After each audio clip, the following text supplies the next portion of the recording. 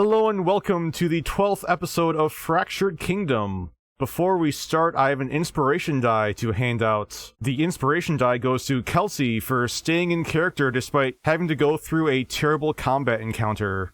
Oh, thank you. And without further ado, let us begin and see the consequences of that last encounter.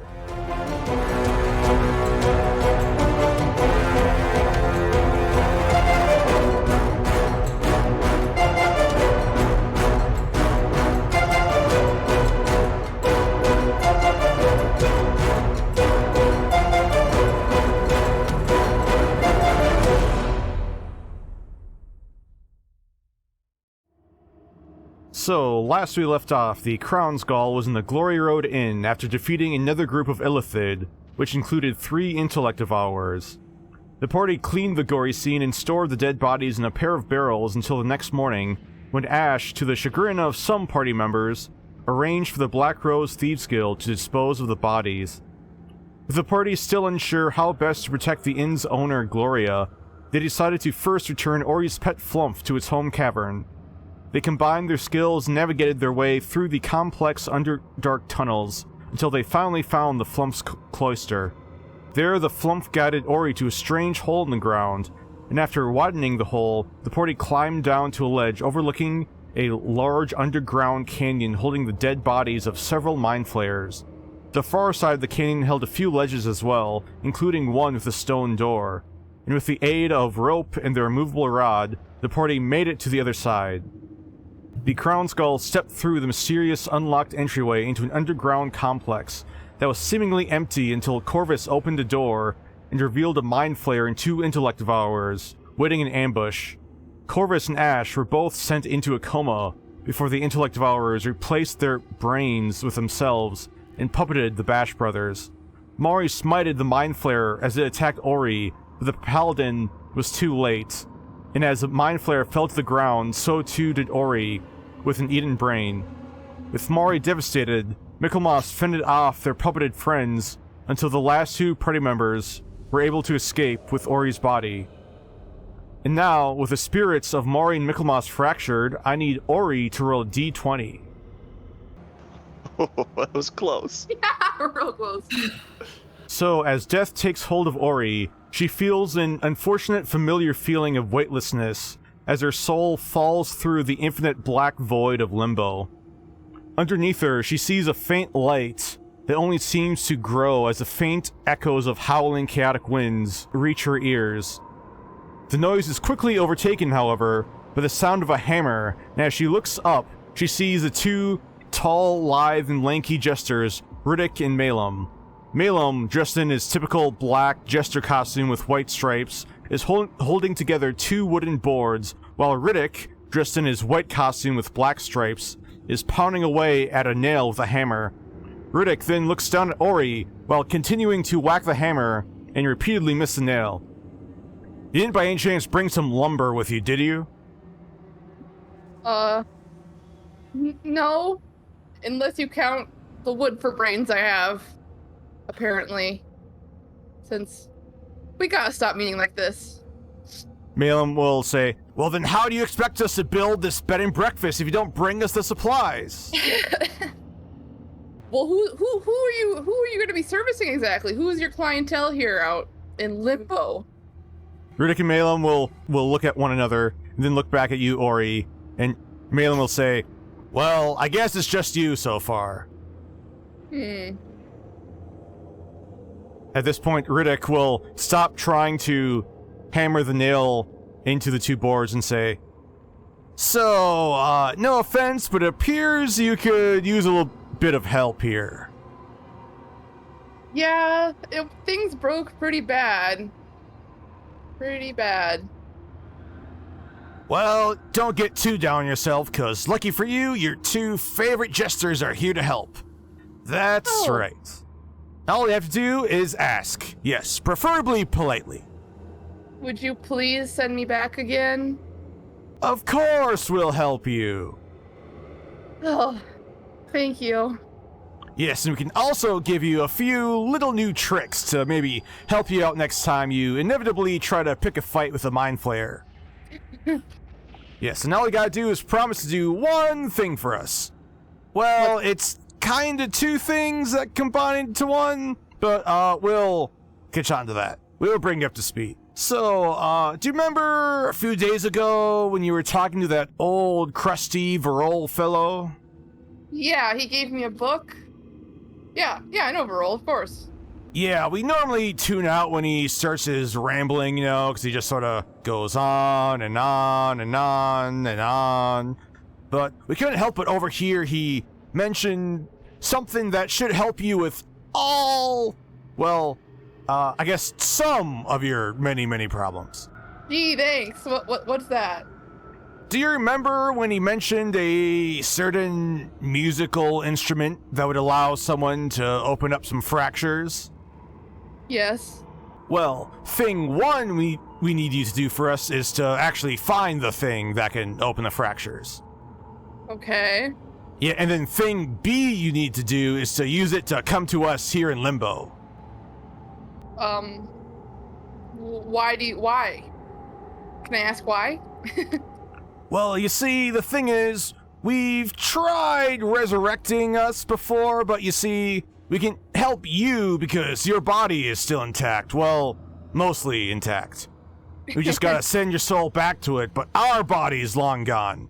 Yeah, and if you're left with just a soul, there's only two ways to get out of Limbo, you see. Yeah, option A is to cry out to Deshawn or a demon or some other evil entity and wait until they infect you with this disease that turns you insane and causes you to turn to this gross, slimy, scaly slod thing. Oh. Yeah, it's not fun. And option 2 is to escape through a fracture, but since Deshawn somehow found his way out of here, the only fractures that naturally open up from Limbo lead to, let's just say you'd be better off going for a swim in the Blood Sea. Okay. Do I know what the Blood Sea is? Make a religion check or history check. Okay. Well, they're both -1, so... Ori vaguely recalls hearing something about it, but she's not quite sure where she knows the Blood Sea. But Riddick and Malin will continue, with Riddick saying, so yeah, someone has to willingly and intentionally open a fracture here. Yeah, willingly and intentionally, but no one ever does, cause who would want to take a day trip to Limbo? And since it'll probably take, another 2,000 or 3,000 years before this bed and breakfast is up and running and drawing some foot traffic, we want you to help expedite things. Yeah, I can do that, absolutely. Great, so we have a deal? As both the jesters reach hands out towards you. Ori will, cross her arms and to, switch which hand, grab switch, and shake them both at the same time. The jesters will both grin and also cross their arms unnecessarily before grabbing yours. And as they both grab your hands and both give you a crossed arm awkward handshake, Ori suddenly feels this intense power rush through her, and everything turns white for a moment before vision fades to black. Then her eyes slowly open up, and with Michaelmas and Mari still kneeling down on the floor of this weird complex next to Ori's body, they suddenly see Ori let out a breath and her eyes open. Ow, Ori, ow. oh thank goodness. Did they send you headache. back? Is it them again? Ori, you are back at 1 hit point, and you have 1 level of exhaustion. Okay. That gives you disadvantage on ability checks. Okay. Yeah, it was... Hi!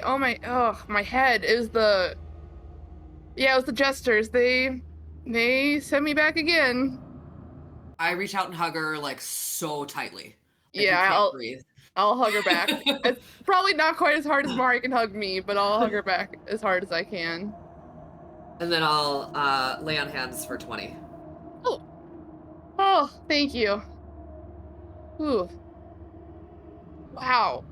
That sucked. Wait, are Corvus and Ash? Wait, what are... They're still in there. We weren't sure what to do. Yeah. Hi, Honestly, Mickey. the only reason we're out of there is because of Mickey. Oh, good. I'm looking Ori over, and when she said that the gestures, she's been consorting with the gestures again. That's his face goes blank. He's looking for like signs of evil aura around her. Do I notice anything like that? Make a perception check. Perception. Oh. You do not 21. notice anything about Ori herself that's different. You do notice one thing different about her rapier. Looking at it, it appears that one half of the blade, one side of it, appears to be black now. The other half of the blade is white. So I'm shocked and just full of horror at myself for again letting Oh. Ori die and this happened to her. So I'm just standing back, saying nothing. So you don't like point out the sword at all? No. Okay, then Ori probably hasn't noticed it yet. Like, are you two okay? I'm so glad you're alive. But Do we hear anything from the folks on the other side of the door? Make a perception check. Oh, 20. Nice. You hear the faint sound of footsteps. I don't know that we can stay here much longer. oh, okay. Do we just leave them and try and figure out if there's anything we can do? Do we try and bring them How, with us? I don't know how capable do you feel at the moment? Well, I don't feel super capable. I'm not gonna lie. Hearing that, Dash is going to climb on top of you, Ori, and give you a bunch of licks on the face. Dash. She kind of buries her face in into his ruff, like the fur in his neck for a second, and like takes a big breath before standing up. Well, we better get going then. Maybe Varol will know a way to help them, or someone at the church can help us. someone at Maybe. the Yeah. church. Yeah, let's go. I don't think we have a lot of time to waste. No, but how are we gonna get back? We can't really go the way we came, can we? Not really. Or we'd have to get up that crevice on the other side.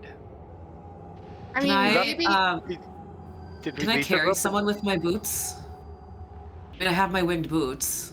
I'd say you'd be able to carry Dash with you. Okay. Did we leave the rope across? No one said they took the rope down, so yes, the rope Yeah, is we still left it. across the canyon. Okay, then we'll just have to use the rope and cut it when we're on the other side. Okay. Can we see anything happening on that patio next door? Over that way, no. You just see a door which does not actually lead out towards any ledge at all. There's just a door in the side of the cliff face.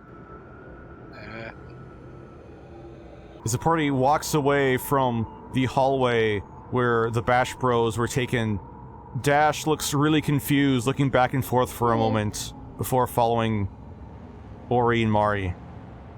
We're coming back for them, buddy. Dash gives a little whimper.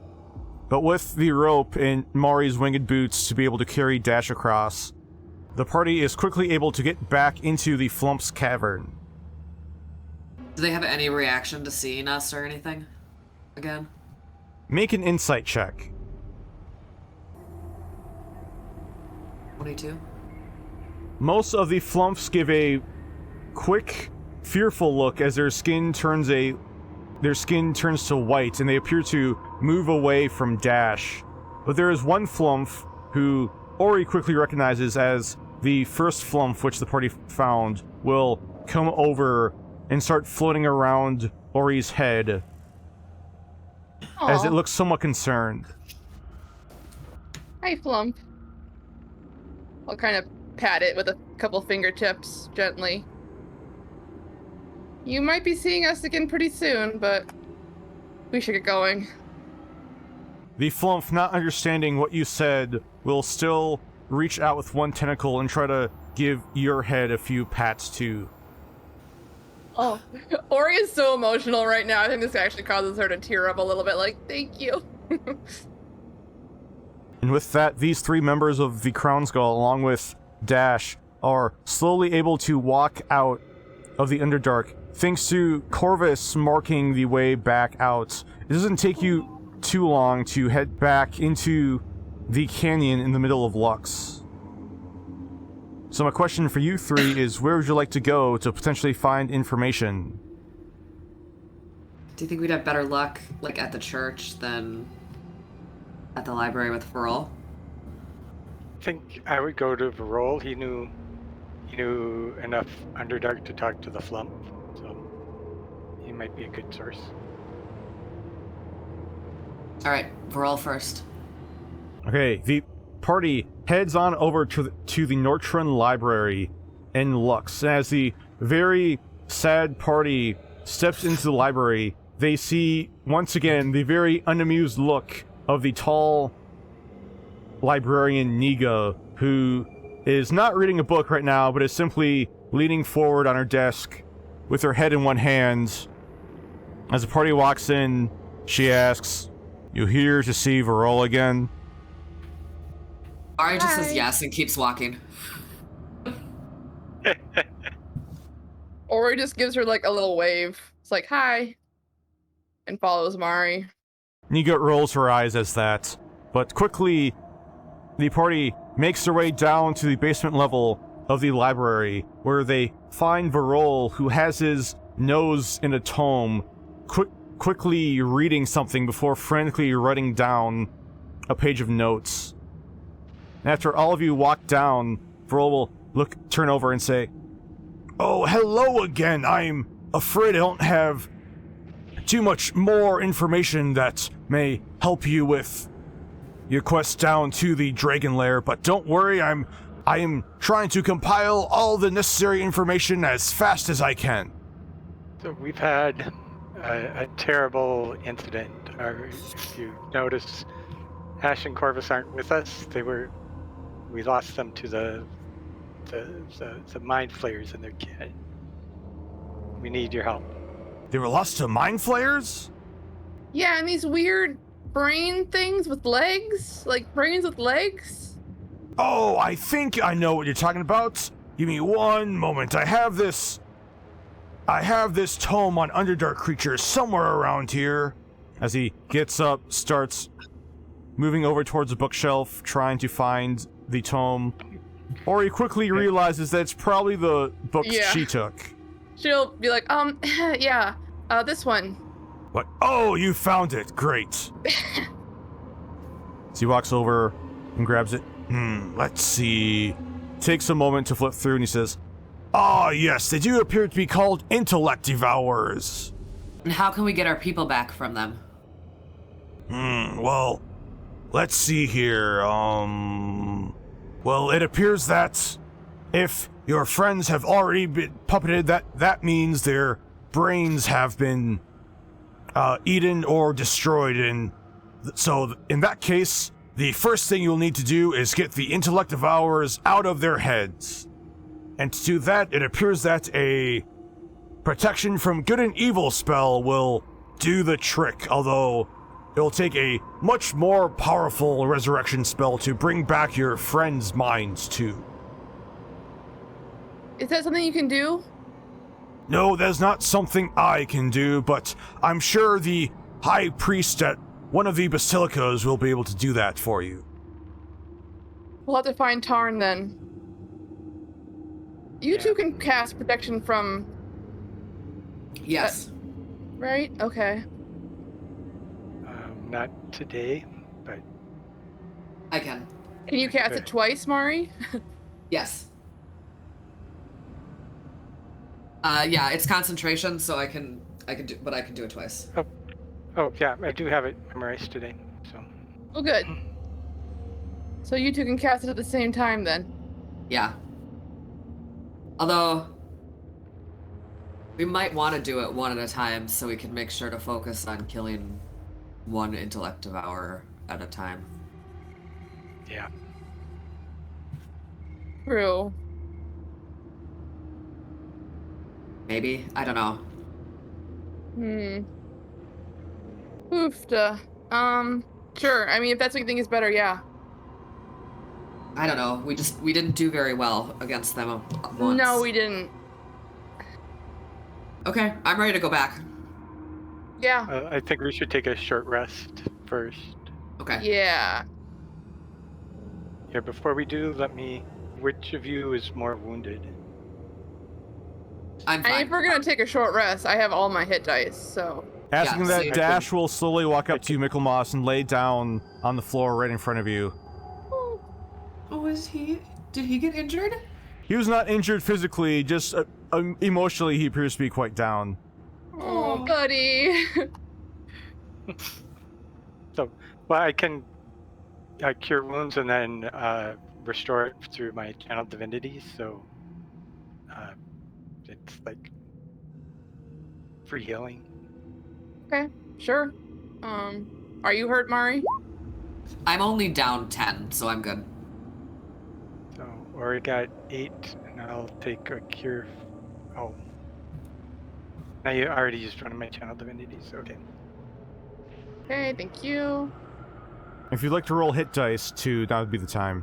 Yes. Yeah, I might as well do one. Perfect. Ugh. Nice.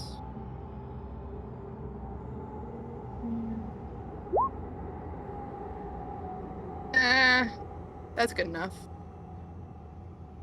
And then I can restore some sorcery points.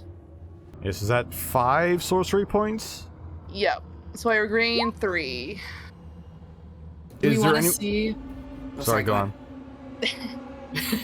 Do we want to see if Tarn is the guy's name, right? If he Yeah. will, like, meet us Yeah. somewhere closer to the location. Is Time of an Essence Viral?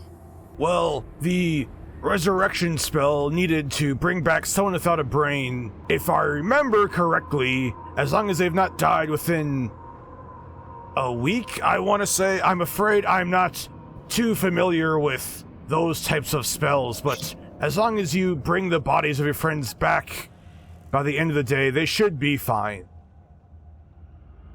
Will we be able to bring Corvus? Oh, jeez. I mean, it's possible. I'm pretty strong. We could we fit him in the bag of holding? It's 2 feet enough to, yeah. Unfortunately, not for Corvus. Mari would be able to carry him, though. Okay. Okay. We did leave the rope up, so Oh, maybe they'll come across the rope. how will we get them across the rope? The boat. What about the boat? We keep, So it's what? 20 Can you feet walk wide? them across the boat somehow? I think that's How big shorter is the than drop? the. Let me see. Where's that boat? The We gap could was, I think, turn it- was it 70 feet wide? Oh yeah, so it's way too big. Holding Okay. could- boat. We Yeah, could we could tie the smaller version of the boat as like a gondola and slide it down the rope since it's going down. Oh. I'm just wondering if it would be easier if Tarn could come with us. Maybe. I guess we can go talk to him. Then Yeah. Ash and Corvus can get themselves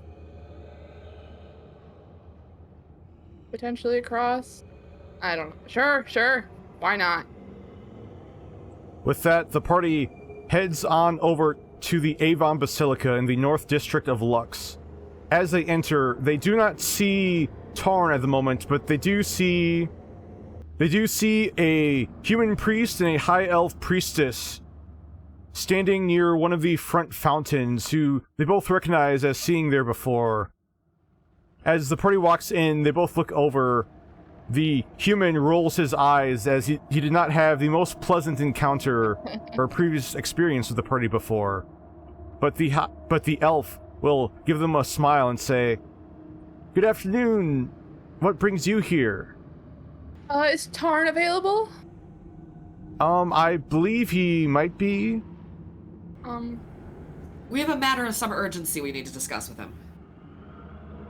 We need Mari, make a high-level persuasion check. spellcasting.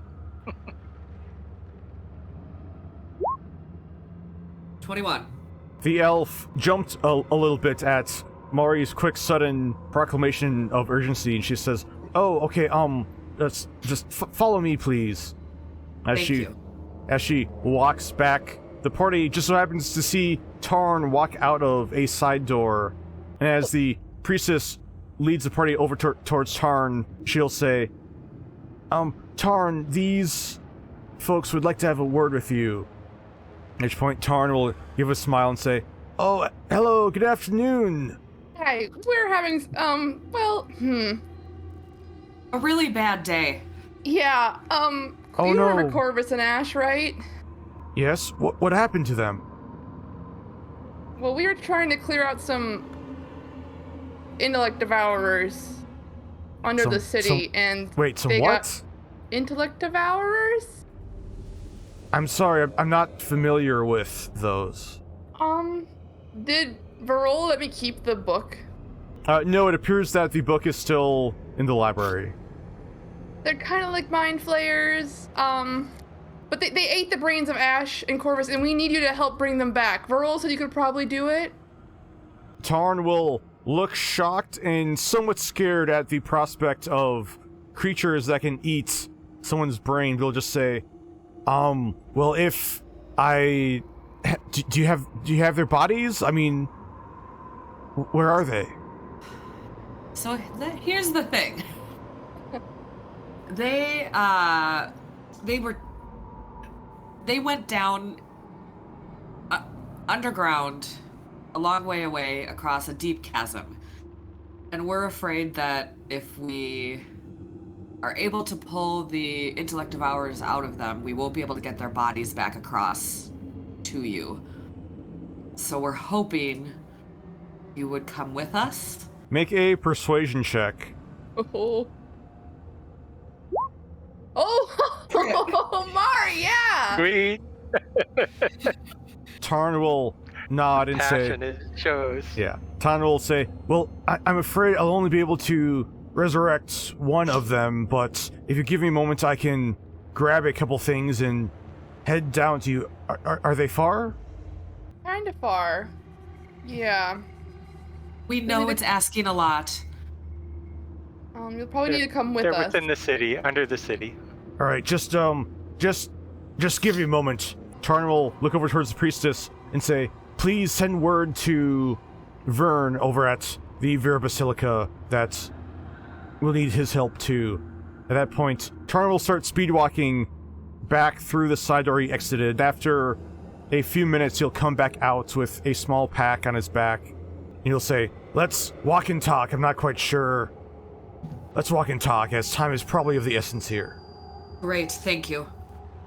As Tarn walks with the party, he tells them, so one thing we'll need to resurrect both of your friends, it'll take 1,000 gold diamond for each of them. Okay. You don't have that, I assume, on you? No, I'm afraid not. Well, I guess we can go to Portia, see if she's got a couple. Why don't I run and do that? I can cover one of them. I've got 300 gold in cash, 350. Ori will give you 1,000, Mari. Okay. Mickey's broke. Great. I'll run and go do that. And one of us can probably run, like, faster. Right? You go get the other guy, Vern. Yeah. Tarn will say, No. I sent Nikella to go alert Vern. He should be waiting at the Avon Basilica when we get back. I'm afraid I'll only be able to resurrect one, and he would need to be able to help the other. Okay. Okay. So we'll head to the Basilica, and you head to Portia. Perfect. I'll meet you at the Basilica. Okay. And then I'll run off. For the sake of time, after a quick montage of Mari running through the city of Lux, she heads back over to the Avon Basilica. They're seeing the rest of the party there, along with a tall ASMR man with long black hair and silver glowing pupilless eyes. He's having a conversation with Tarn, and as Mari runs up, both the high priests will look over towards Mari, and the ASMR will say, "Do you acquire the diamonds?" I did, yes. Then you do not have much time to spare, so lead the way. Great. Off we go. My name is Vern, by the way. Hi, Vern. Thanks so much for doing this. We really appreciate it. As a party Do I heads, recognize him and his role in the church? make a religion check. Ooh, Wow. 23. Nice. You quickly recognize his robes as the robes of a high priest. It appears he is the high priest of the second basilica in Lux, the Vera Basilica. Okay. And for the sake of time, as the party quickly makes their way through the Underdark, filling in Vern on what happened, they eventually make their way back down, climbing down the hole in the Flumph's cavern. I think we should leave Tarn and Vern on the other This side? side of the chasm until we know we have the intellect devourers taken care of. Yeah. And then, like, I'll come back. We can come back and, like, get them. Sounds good. The two high priests will say, if you insist, we'll be here to make sure they don't get behind you and make a run for it. Thank you. We can also keep this one company if you'd like. As That would be Vern will, great. Vern will lead down and give Dash some pets. Yes, please. With that, I'll leave it up to Ori, Mori, and Michaelmas as to the marching order they want as they head back into the hallway. I'll go first. I'm so excited about this.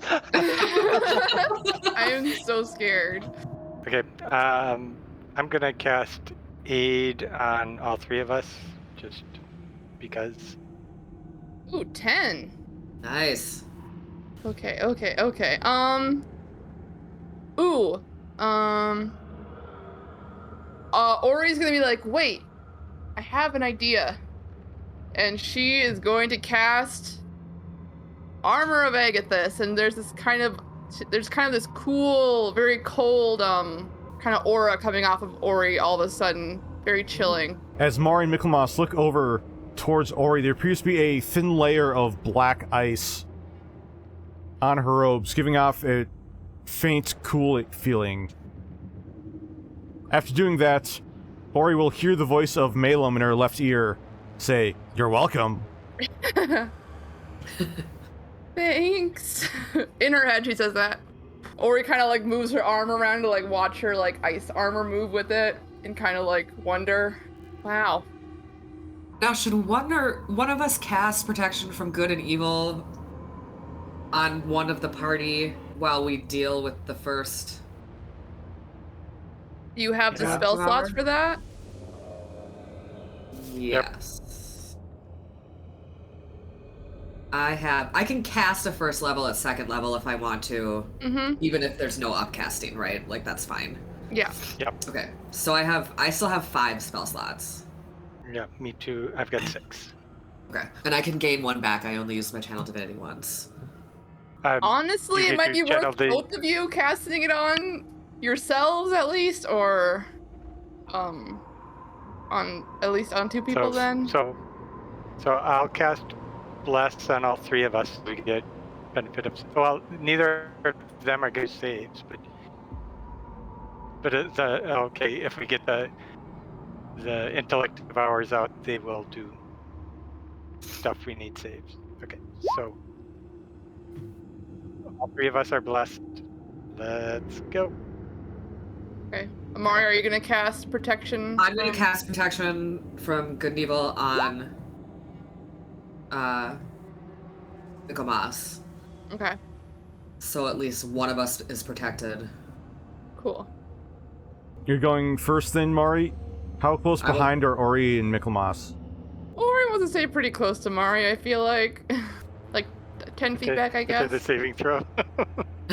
Yeah, I want to stay Yeah. in Aura for sure. We should definitely, yeah.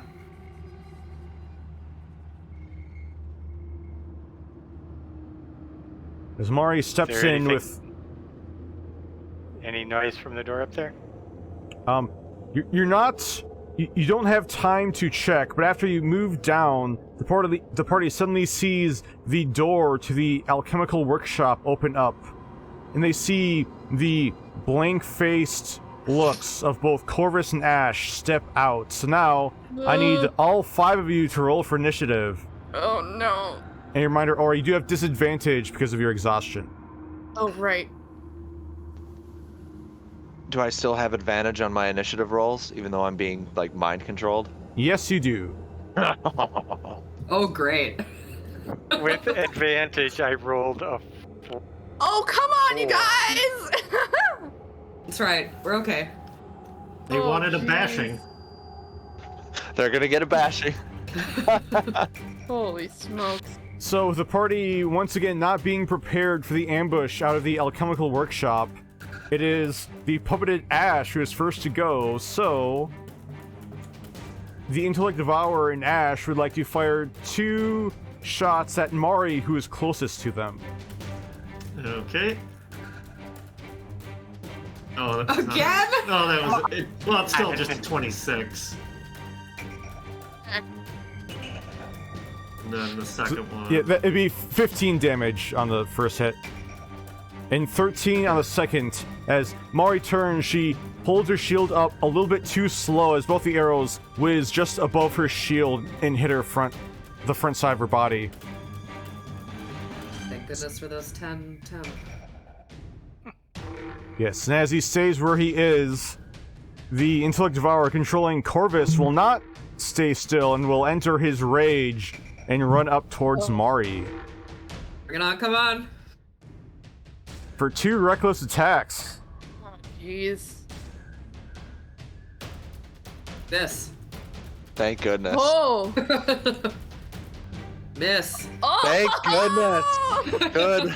Yeah! After Mari deflects the first blow from the glaive with her shield, she's unready for the second quick attack, but thanks to her new sturdy plate armor, the second attack is not able to pierce through her armor. After those 2 failed strikes, it's now Ori's turn. Okay, Ori is going to...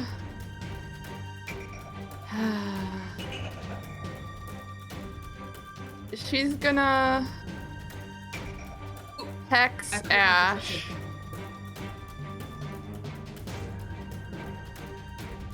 Sorry, I took damage. Oops, that's not what I meant. I didn't mean to. Okay, and then she's gonna cast 2 Eldritch Blasts his way. There we go. Oh, look at that! Some crit. That's my first. Did you cast the hex? Because then. Yeah. Do you want me to use that too? That I rolled already. Reroll hex. And then second Eldritch Blast on Ash. Did the 24 hit? Yeah, I Oops, think it that's, does. that's how I meant to click. And then Hex again. Nice. So. Oh, I love Eldritch Blast. So that's a total of... 1,000,000. 12, 18, 26, 35. I only had 12 when I got taken over, so I don't know what that means. I probably... So that means you'd still be at 12 hit points, and after the first Eldritch Blast, you'd have fallen down unconscious on the ground. And with the second Eldritch Blast hitting your body... Well, it's not simultaneous blast. Could I have, like, held my second Right. blast? You could have thrown it at Corvus if you'd like. Yeah. Can I do that? Yeah, yes you can. Should I keep the rolls or re-roll it? I'd say keep the rolls. All right, so but not the hex, because Corvus is not hex, so Yeah, it's just not the the 8 hex. damage. So Corvus would have taken 13 because of your agonizing blast, correct? No, 8. Agonizing blast is in there. Oh, it is? Okay. Yeah, so Corvus takes 8 points of force damage, while the body of Ash fell down onto the ground. And with that never-before-seen spell from Ori, we now go to Mari.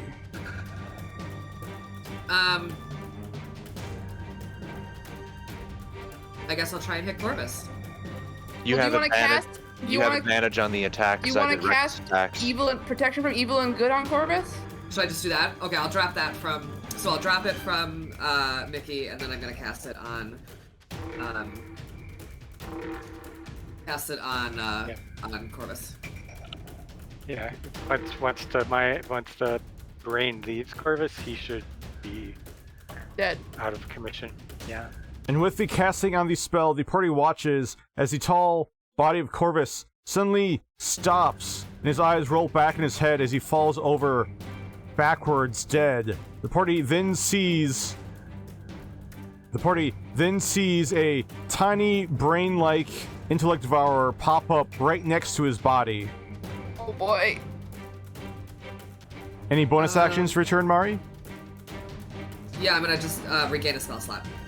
Okay, now it's Michaelmoss's turn. Kill it, kill it, kill it, kill it. Okay, I will call down the stick of flames.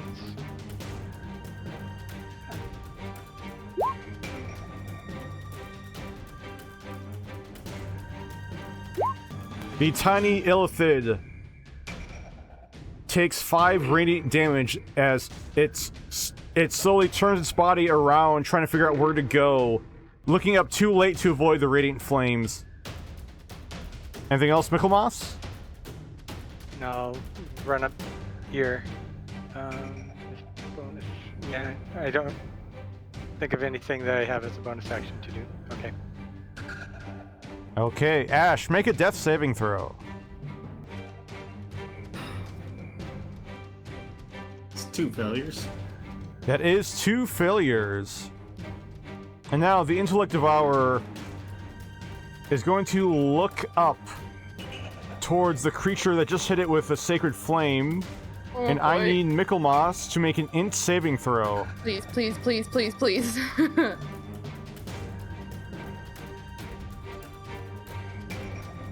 Oh, 21. Thank goodness. Michaelmoss Oh. feels the psychic power trying to affect his brain, but he's able to resist the effect as the tiny brain-like creature suddenly turns around and looks like it's about to run. And with that, it's Ori's turn. Bonus action, putting my hex on the intellect devourer.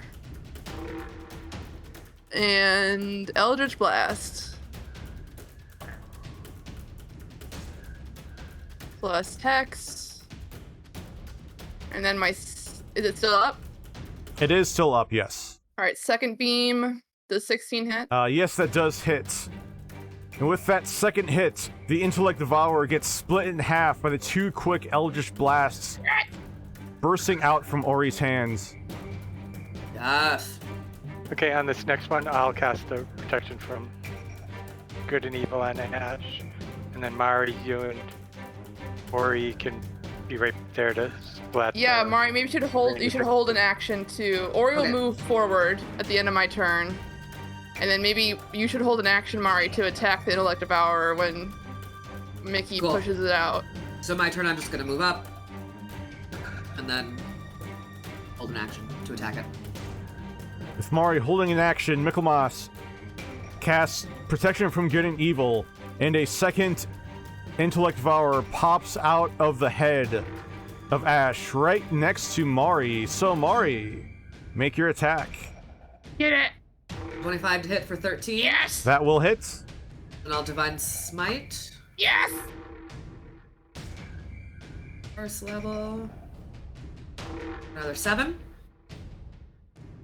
So The that's 20 intellect- total. Yes, the intellect devourer is barely standing on its tiny legs as it looks like it's trying to limp and run away from you. Now hit it again. No, I am not. You can only hold one attack, unfortunately. Oh, okay.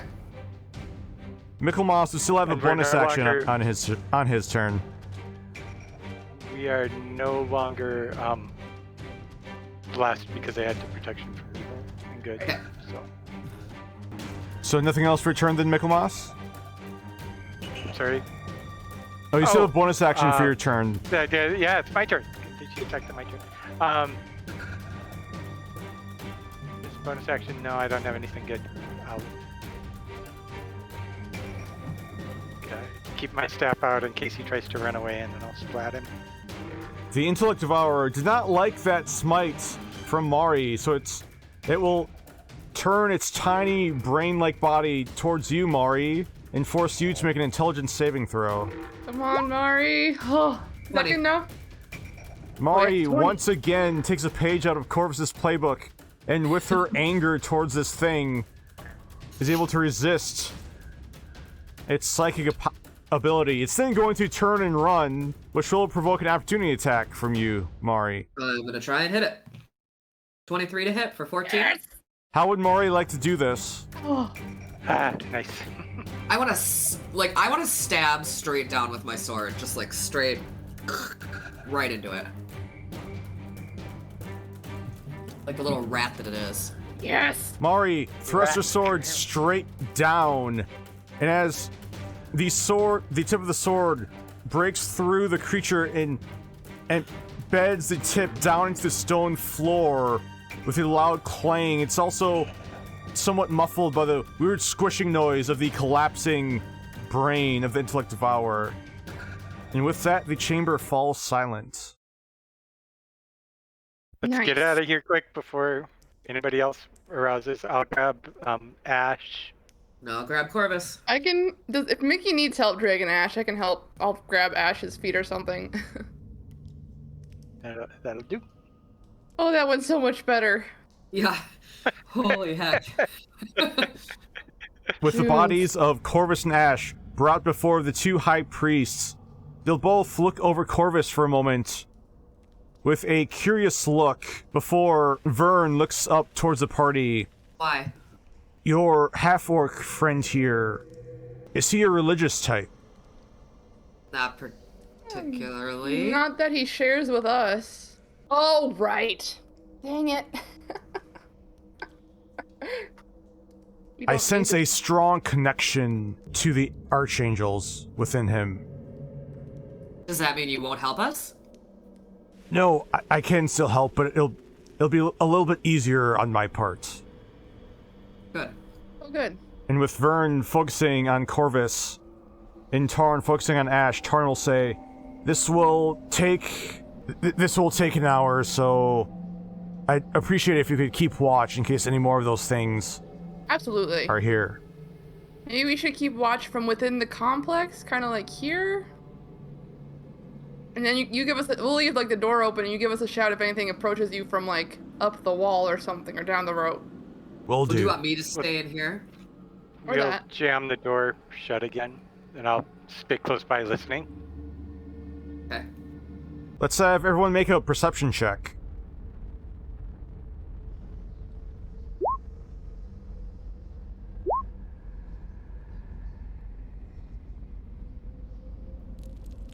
We're I've tired. got advantage and +7. How can I roll That is a rough. 9? That We're is tired. so rough. You've had a rough day. It has been a rough day. Or night, or whatever time it is now. I think it's still day. By now, it'd be in the late afternoon by the time you actually got out of this area, got the high priest, and got back down. And after another hour of waiting, very nervously, hoping that the high priest will actually be able to resurrect both Corvus and Ash, I need the Bash Bros to each roll a d20. Oh boy. Oh, boys. I Oh, no. like to live on the edge. Jeez, glad I didn't get your roll. Yeah.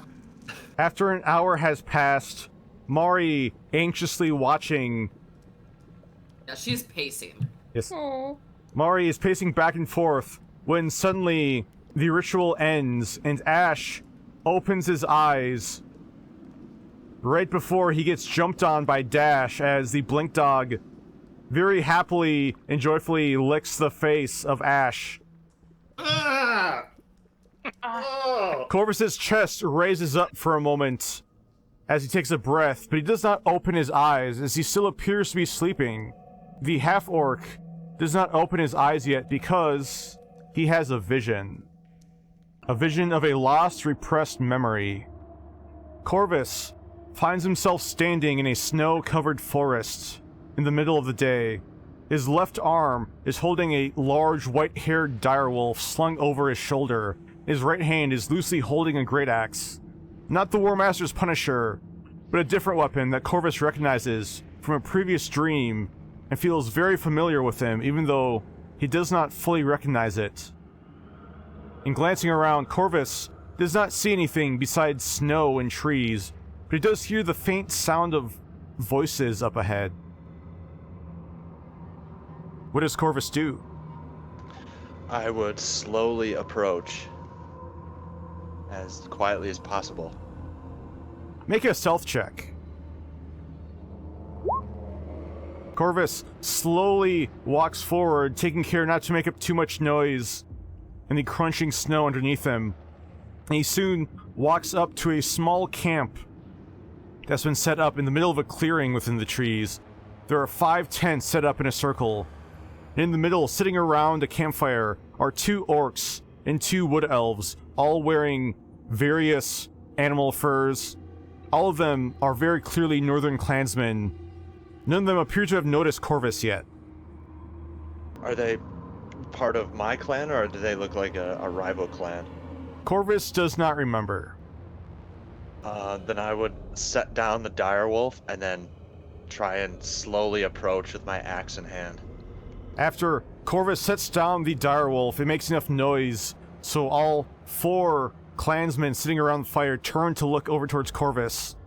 And even after Corvus keeps himself prepared and putting both hands on the great axe, there's no reaction from that move from the clansmen, although one of them does give a grin up to Corvus, and he says, "Nice catch, boss."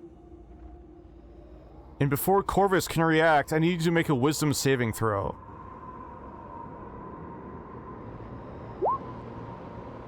$11. Does he get my +3? He unfortunately does not. Because as Corvus begins to speak, he suddenly feels he's unable to speak or move at all, as his entire body suddenly seizes up.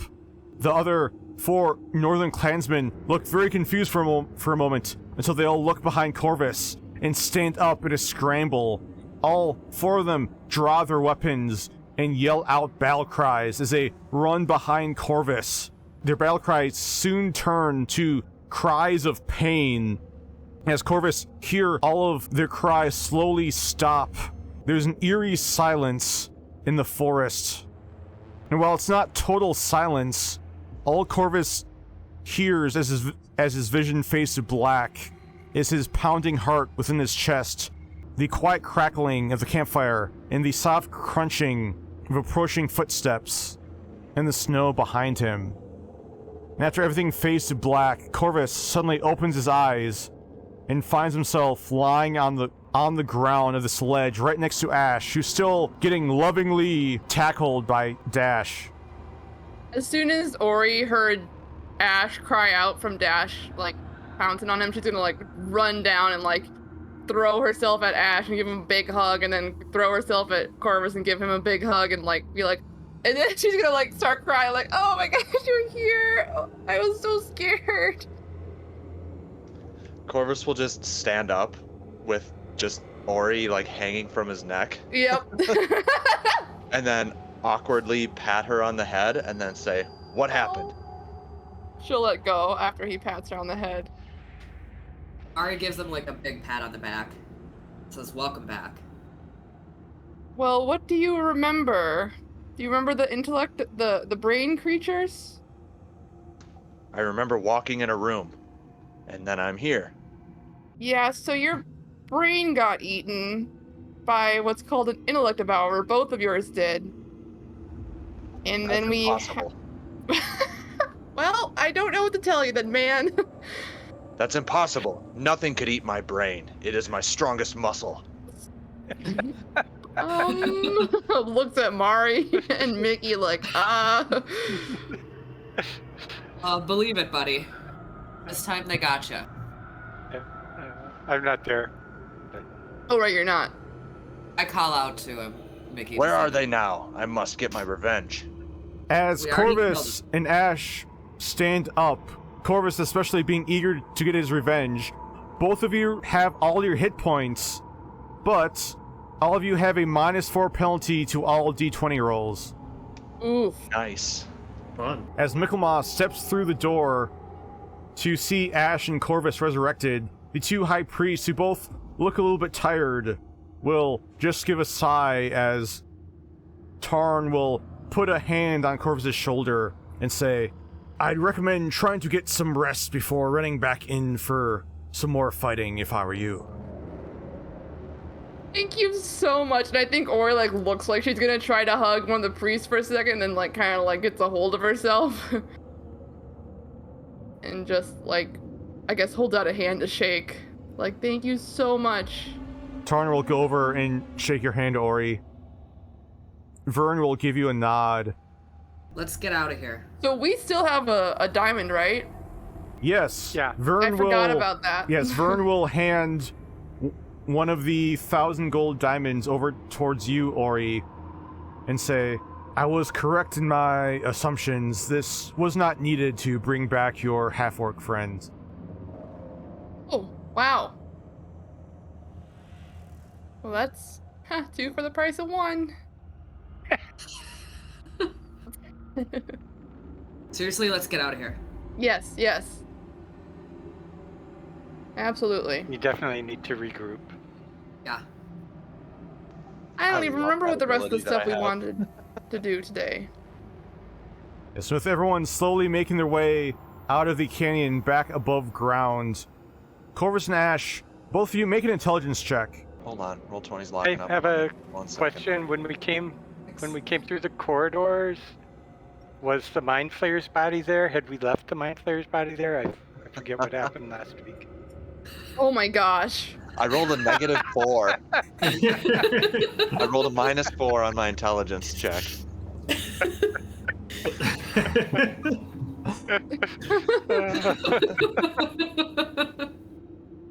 As Ash and Corvus think back on what happened, they remember being in the hallway and right in the doorway of the room, and then they remember darkness and possibly a feeling of falling before waking up again.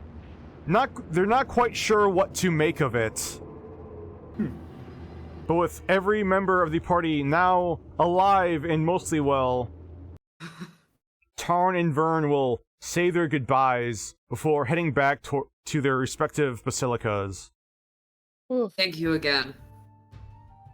You are welcome, and Tarn says, I would recommend trying to be a little more careful in the future.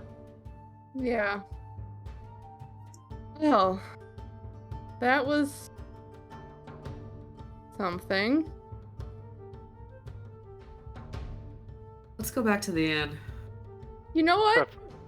I would actually like to grab some armor. That is a great idea. I want a breastplate. I think I can handle it now. Something tells me I can handle a breastplate. Okay. And with that suggestion, the party, being led by Ori, head back over to the Fire Forge. As they walk in, they see the red-headed dwarf, Trig, the owner of the forge, pounding away at a piece of metal. The other dwarf and the orc, who they saw in the shop previously, they do not see those two at the moment. But Trig will turn over towards the party and say, Good evening, folks! Here to complain Hi. about the armor? I promise you it's the best in the entire kingdom. Oh no, I know it is. I just did some wonderful I just did some wonderful work with it. That's why I'm here, because I've been so impressed with the quality of my friend's armor. I'm here for my own.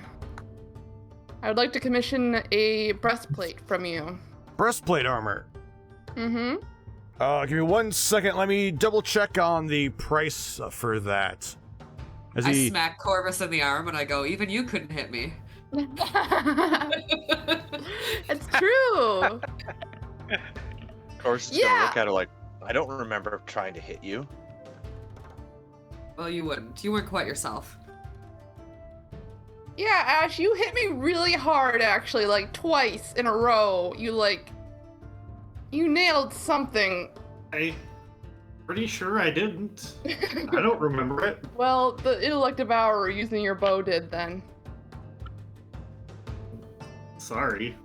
Trig will finish looking through his notes on prices, then looks over Ori's form, muttering a few words underneath his breath as he tries to come up with a rough size estimate and says, well, breastplate armor for you should cost about 400 gold. Great.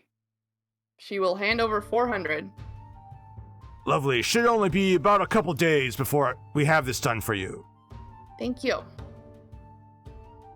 Thank you. Okay, now we can go back to the inn and try to talk to Gloria about stuff. Maybe we should just rest before we have any rough conversations. Yeah. The party heads back to the Gloria Road Inn. As they walk into the inn, they don't see anyone at first until they see Gloria walk out of the kitchen, who gives all of you a big smile and says, hello, how was your evening? Have a good day? I think Ori does start giggling a little bit, like kind of deliriously, like, no.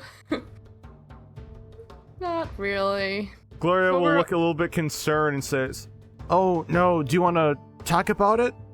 No, it's okay, Gloria. It's all taken care of. We're all good now. That's the important thing. I just need some food and maybe a little bit of wine or something if you got it on hand. Oh, I'm sure I can find something that will help. After a couple minutes, Gloria will walk out with a bottle of wine for you, Ori. It appears that she's just about done fishing up some chicken noodle soup. Ooh. Which does not have a ton of flavor, but after such a rough day, the lovely home-cooked meal does taste still very good. Mm-hmm. Well,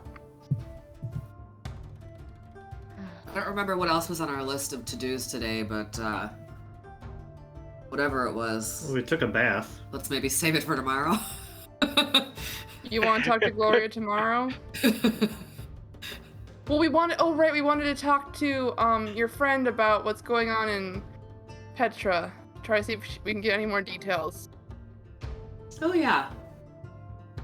About what's going on in Petra. Which, yeah, yes, now that it's this time, it's almost evening, we can probably wait. That's up to you. We could do that tonight if you wanted to. No, I'd rather just have a sleep. Okay. Is it still the same day that Corvus was supposed to go to the pit? That was supposed to be tonight, yes. Oh right, Corvus, you were supposed to go to the pit. But oh no, I don't know if you should go, Corvus. You're looking pretty rough. I will go. My word is my bond. No. Oh boy. If I had not brought it up, would you have remembered? Probably not. Apparently, I lost my brains. Mari's gotta learn to keep her mouth shut. So, is the -4 thing that's affecting Corvus, would a less restoration get rid of it? It does not, unfortunately. Okay. I mean, Corvus, I could send a message saying that you were injured for you if you want. I do not want that. I'm not injured. Okay. Buddy. Alright. The entire party goes with Corvus to the pit? I think Ori wants to go just to Yeah. keep an eye on him. I think Ash wants to stay behind, and I want to take out Eric's journal and see what I can make of it. Okay, Mickey?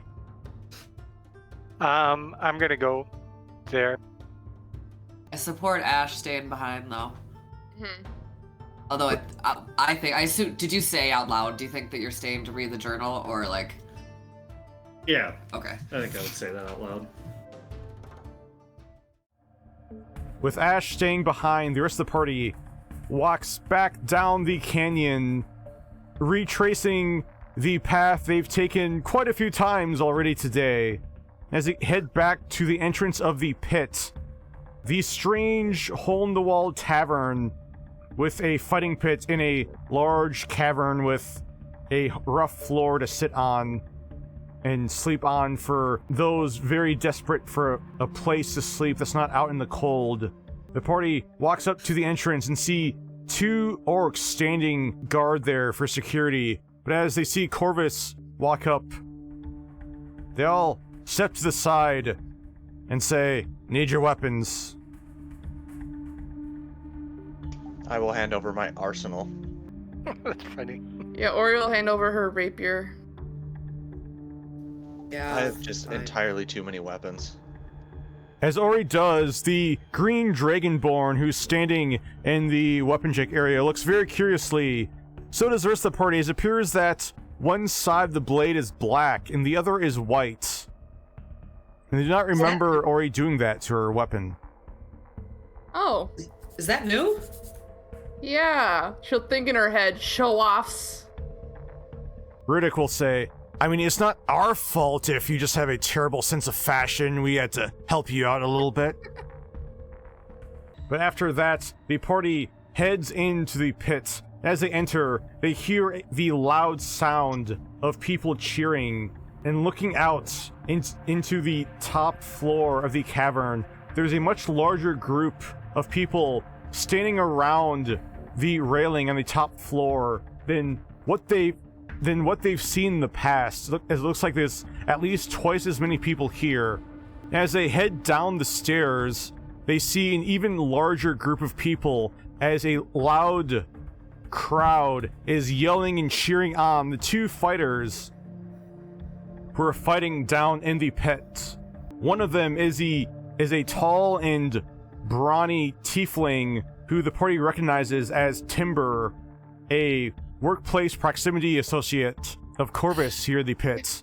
It looks like he's not doing too well in his fight, as he's currently getting beaten and battered relentlessly by a human woman with short black hair, dirty boots and trousers. She's not wearing a shirt, but instead is wearing a body wrap that goes up from her waist all the way up to just underneath her armpits. What's most noticeable about her, however, are the green and black tribal tattoos which go down both of her arms, across her chest, and around her neck. Is there a name people are chanting at all for her? Or some sort of moniker? Yes, people are cheering. People are calling her Kia. Uh-oh. The fight itself only lasts about another 20 more seconds after the party arrives before Timber falls over unconscious with blood running down his nose. At which point, half the crowd yells out a big cheer, the other half yell out boos, as it's pretty obvious who was bidding on Timber and who was bidding on the mysterious Kia. And after two people drag Timber's body out and dump some water on him so he wakes up, it appears Kia, who's still appears to be pretty bloodied, the wraps around her knuckles, soaking up some of the blood, is staying in the pit before walking over on the side and taking a quick drink of water from a bucket with a ladle. Big Joe, the halfling who owns the pit, will yell out to the crowd, "Anyone else brave enough to go up against Kia the Fierce?" I am brave enough. The party walking down the stairs, everyone will look over towards Corvus, and there's a buzz which slowly grows and crescendos within the crowd as the tall and strong Corvus steps into the pit. Big Joe will yell out, "All right, Corvus versus Kia, place your bets!" As Big Joe, 2 goblins, and a human standing on the corners of the wooden structure surrounding the pit start taking bets from people. Ori's gonna put 15 on Kia. Oh, That's a safe bet. I'm putting 10 on each.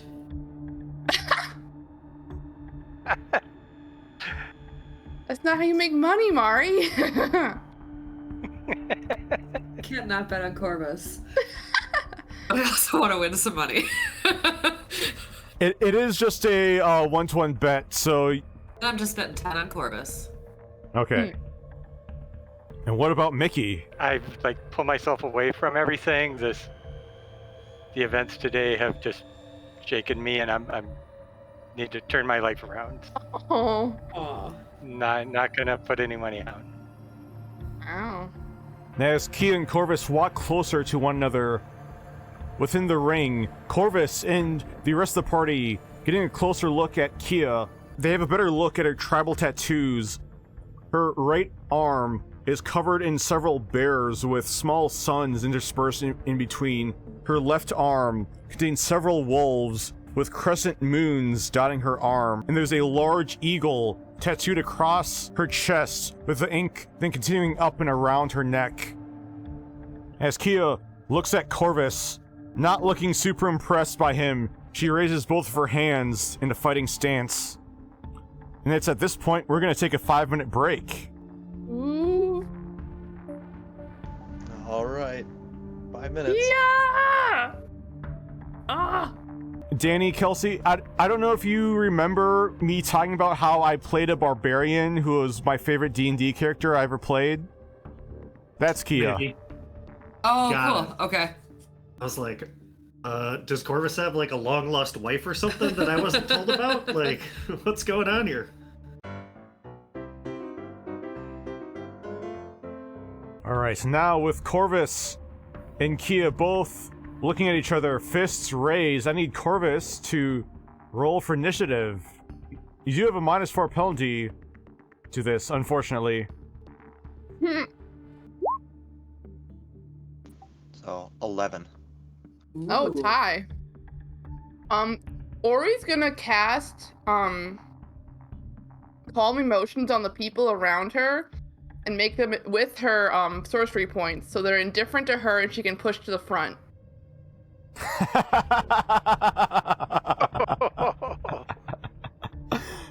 That's hilarious. I'll give you an inspiration die for that, because that is hilarious. And with part of the crowd curiously getting a little bit less excited about this fight, it is Corvus who's up first.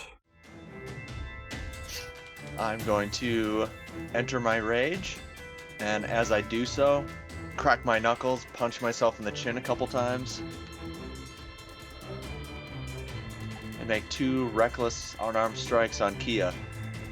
As Corvus punches his face, getting himself psyched and raged up, he moves towards the human woman, who's much shorter than him, sitting only at 5'7". You notice, Corvus, that she is bloodied already, but she still has this fierce ferocity in her eyes. And they're not fancy punches either. It's just a big right-hand haymaker and then trying to follow up with a left hook. Ooh.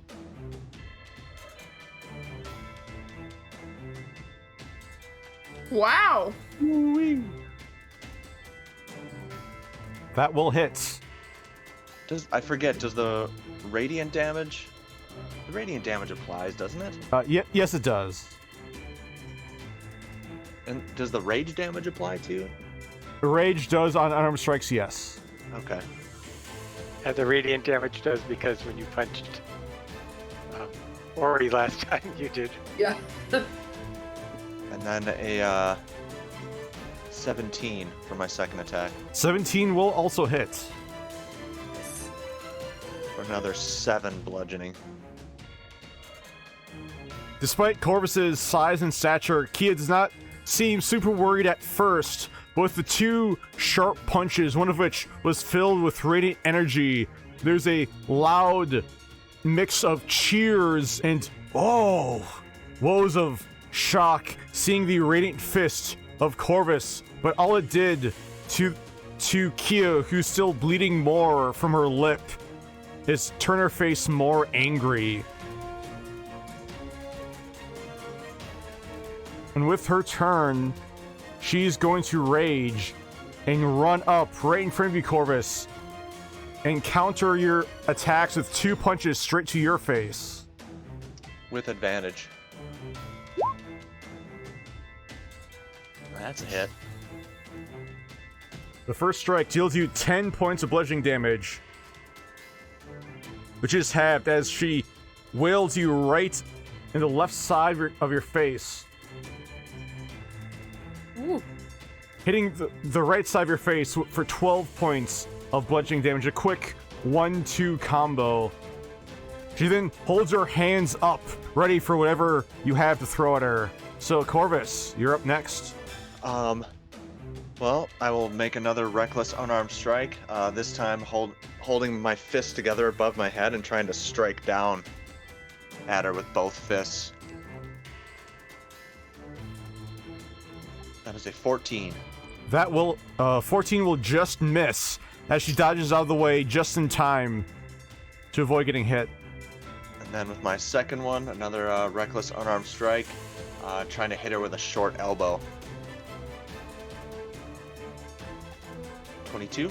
The elbow will connect. She moves out of the way with your quick elbow. You appear to knock some of the wind out of her. She gets for 7 bludgeoning and 5 radiant. With the elbow, while you do see some divine radiant energy come out of your elbow from the attack, you realize that it didn't do as much damage as you thought it would, as it appears with Kia fully enraged, and in the moment she was able to resist that damage, which you have not seen before in an opponent. Ooh. And with that sudden realization, you also realize Kia is jumping up to fire one more punch right in your face. That's a hit. That's another hit for 12 points of bludgeoning damage. And with that strong punch from the force of that one hit, Corvus loses his footing and falls down prone on the ground. And with you prone on the ground, she could easily kick you, but instead she once again throws another right hook right down right at your face, which will hit for 11 points of bludgeoning damage. And with that, it is now your turn, Corvus, with you looking up towards the raging human. So I wanna I'm gonna make a sweeping kick at her legs to try and knock her prone, and make a reckless attack while doing so. But since I'm prone, that would be a straight roll, right? Correct. Oh. Wait, a shove attack is just a strength. But shove attack would be contested strength rolls, yes. Okay, so just athletics then? Yes, athletics. Both of you have advantage because of the rage.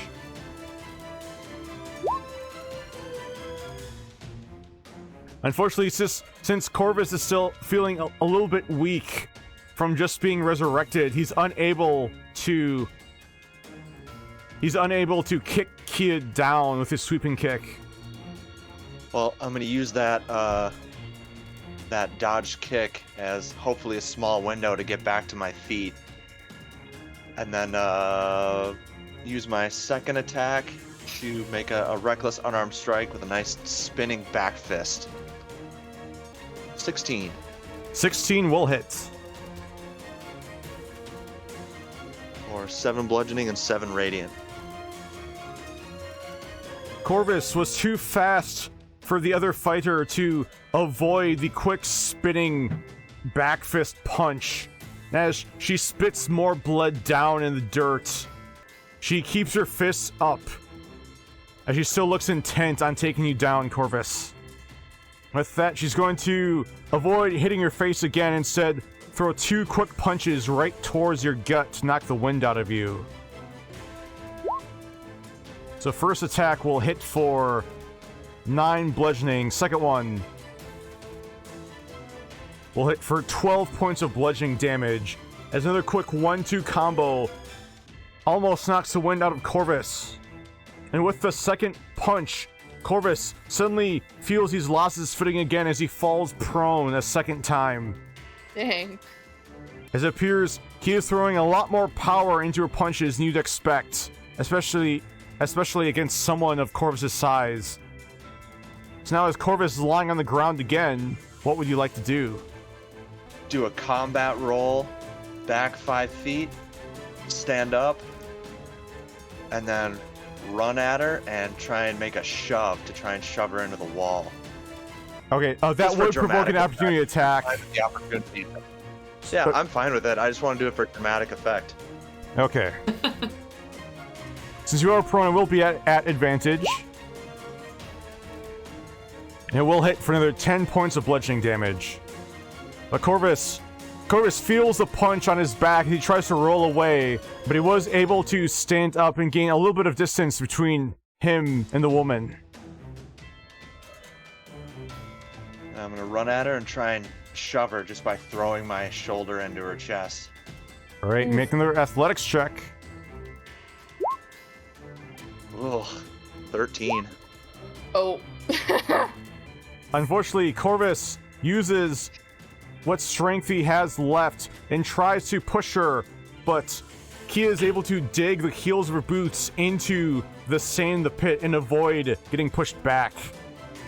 And then for my second attack, since we're right next to each other, I'm going to try and headbutt her in the face. With a reckless attack. 21. That will hit. 7 bludgeoning and 8 radiant.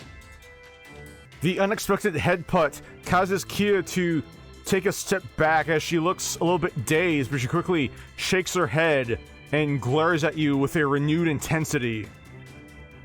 Not liking that at all, Kia is going to run up and take one quick punch at your head before trying to headbutt you herself. The punch will hit you right in the jaw for 9 points of bludgeoning damage. Now she jumps up to headbutt you. She jumps up just a little bit too short as you're able to move your head back and avoid getting headbutted. And with that is back to your turn, Corvus. Alright, I will make a reckless attack on my unarmed strike and try and do a double palms to both of her ears.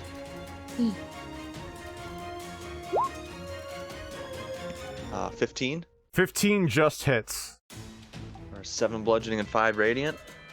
Then my second unarmed strike, reckless attack. I'm going to try and hit her with a nice uppercut. 19. That will hit too.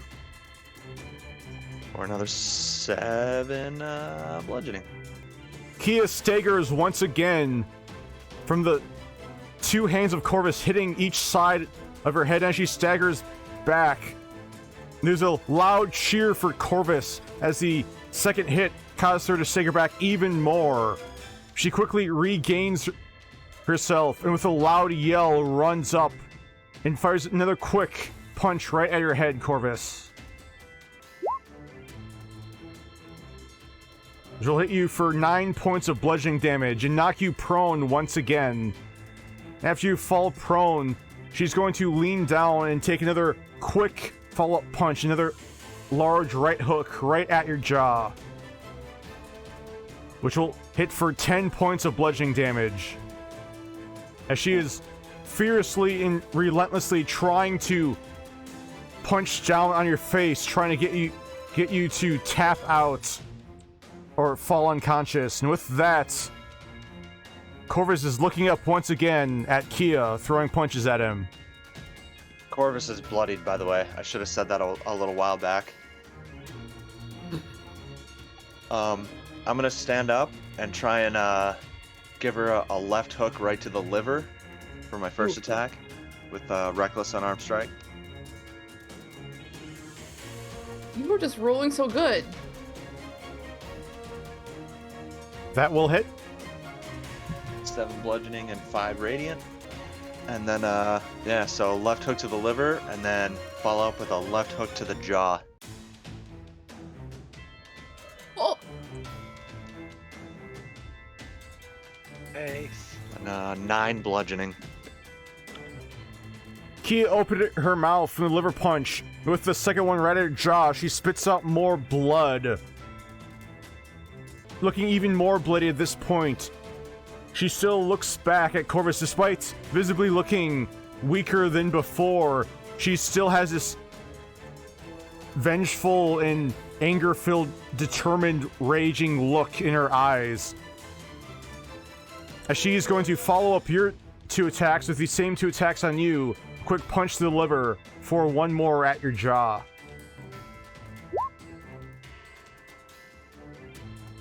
First punch will hit for 9 points of bludgeoning damage. The second one, right at your face, will miss. As Corvus is able to lean back and avoid the second punch from her. You can see Corvus, she's now getting very frustrated with all of the misses she's had so far this combat. So you're up next once again. Another reckless unarmed strike. I'm gonna try and do a big, like, just front kick right in the middle of her chest. And that's gonna miss. That one will miss as she uses both her hands to grab onto your leg and push it back down as she snarls at you from that weak attempt at a kick. And then for my second one, will be a nice, another nice short elbow, since that seemed to work last time. 17. 17 will hit. 7 and 5. Kia tries to block your elbow, but is a little bit too slow. As she yells out again, looking visibly frustrated now. As she launches 2 more attacks right in the center of her body, right in the center of mass. With a loud yell, 2 quick punches, one followed after the other. First one will hit for 12 points of bludgeoning damage. Second one will also hit for 11 points of bludgeoning damage. With the second one, Corvus feels himself fall back over on his back and falls prone once again from the relentless punches and fury of Kia. Corvus. I cast Thaumaturgy to get the crowd going. It makes the cheers going, Corvus, Corvus. Make a Right, sleight of get it. hand check. The crowd going, sleight of hand, how's that gonna go? oh, 20. Look at that. Michaelmas is very easily and very discreetly able to hide the fact he's casting a spell in the pit, which is not allowed. But the loud cheers of Corvus just seem to grow, despite Corvus falling down prone. So Corvus, what do you do? Well, at this point, it's all haymakers. Nothing fancy, just the biggest, hardest punches I can throw, reaching all the way back and throwing my whole body weight into it with reckless unarmed strikes. 18 That will hit. for 7 bludgeoning, 8 radiant. Ooh. And for another 9 bludgeoning. With those 2 hard haymakers, Kia looks like she's barely standing, but is still somehow finding some last reserve of will and strength to continue on fighting. With that, Kia will let out a yell and run towards you, throwing 2 more punches right in your jaw. First one will hit for 9 points of bludgeoning damage. And with that hard strike, Corvus suddenly feels himself fall down back onto the ground in the pit, causing another cloud of sand rise up With Corvus on the ground, she'll lean down over you once again, throw another haymaker right at your nose, which will crit for 15 points of bludgeoning damage. I'm gonna stand up, and again, it's getting down to the wire. So the biggest, hardest punches I can throw. Corvus. 12, not good enough. Ooh. 12 is not good enough, as despite being weak, Kia is able to duck and avoid the first punch. The second one will hit, though, as she ducks right into the quick follow-up to that. 7 bludgeoning, 6 radiant. Corvus throws that quick second punch right in her face. She staggers back, falls down to one knee, but with some strength that no one expected, she somehow still stands on shaking legs, not willing to go down quite yet. Ooh. With that, the human woman will run up and throw another... She will throw an elbow right at your jaw, Corvus.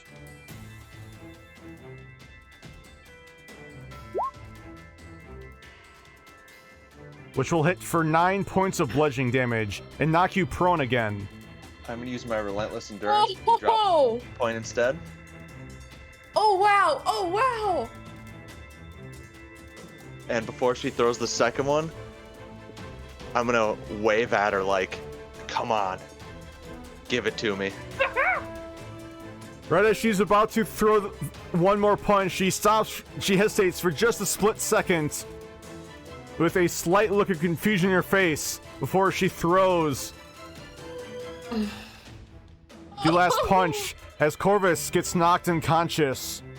A loud mix of cheers and boos rise up Ori goes wild. from the crowd. Kia! Kia! Kia! That was close. You almost had her, man. Oh, that was so A close. couple Nice people job. standing nearby will run in and do a quick medicine check to stabilize Corvus before dragging him out. And seeing Michaelmas, recognizing that he walked in with the half-orc, they'll just say, "You can deal with that." I'll cast Cure Wounds. What is Kia doing? Kia is still standing in the pit, still looking incredibly weak, looking like she can still barely stand, but it looks like she's still not willing to step out of the ring. Goodness. You've got 18 points, big boy. Ori will speak into her mind and say, I mean, haven't you proved yourself by now? Come on, you need to take it easy. Come sit down, get some water. The human fighter will glance around her, not quite sure what that was about. If she looks at me, I'll wave, smile and wave at her. Kia will look down towards you, Ori, and not say anything, but just look at you as she takes another sip of water from the ladle and water bucket before dumping the water on her face, washing off some of the blood. I'll continue. You killed it out there, but come on, don't you really look like you could use a break. They can't expect you to fight everyone in this pit and win over and over again. Kia appears to have turned away from Ori and is waiting for the next challenger. Is at this point, you do notice two things about Kia, Ori, during the fight. Now, taking another look at her. First is you notice on her upper back, above her body wrap, it appears that her upper back is covered in what looks like burn scars or some other kind of nasty scarring. The other thing you do notice on her left arm with the wolves, there are crescent moon tattoos interspersed between the wolves. Do they remind me of a piece of jewelry? It reminds you of them, but you notice the design, it's not a similar design pattern from the piece of jewelry you're thinking of, but it is but there are crescent moons in the tattoo. Okay, but it's still a slightly different kind of stylized. Yeah, it's slightly different design. So probably not related, just moon imagery. And I'll say to her, well, if you insist, go get him, Tiger. And then rejoin my friends. Oh, and also collect my 30 gold.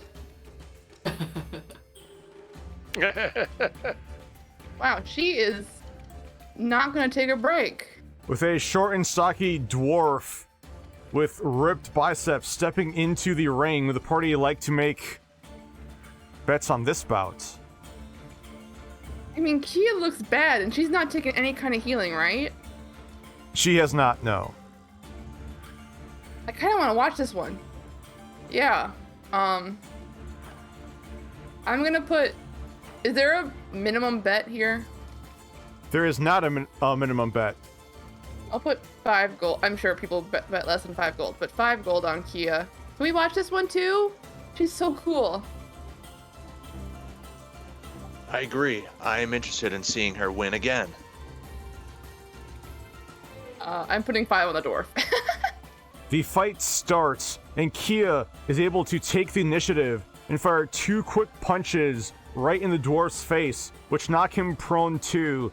But after he stands up, he smirks at her and fires a quick hard punch right in her jaw with a loud crack as it clearly is broken for the punch. Ooh. Kia falls down on the ground, but still somehow manages to stand up slowly, and right as the dwarf is about to throw another punch, she unleashes another quick 1-2 right down in his side, which causes the dwarf to stagger, but he fires another kick right in her guts. Kia falls down on the ground. She slowly picks herself up a second time. She fires 2 more quick punches, which the dwarf is able to avoid. With one final strike from the dwarf, Kia falls down onto the floor of the pit, unconscious. Jeez. Yep, well, that's 5 gold, 10 gold for me. Yes, while Ori did net 5 gold from that, there's a much louder chorus of boos than cheers as people are a little bit disappointed Kia finally got knocked out. For goodness sakes, how can they expect her to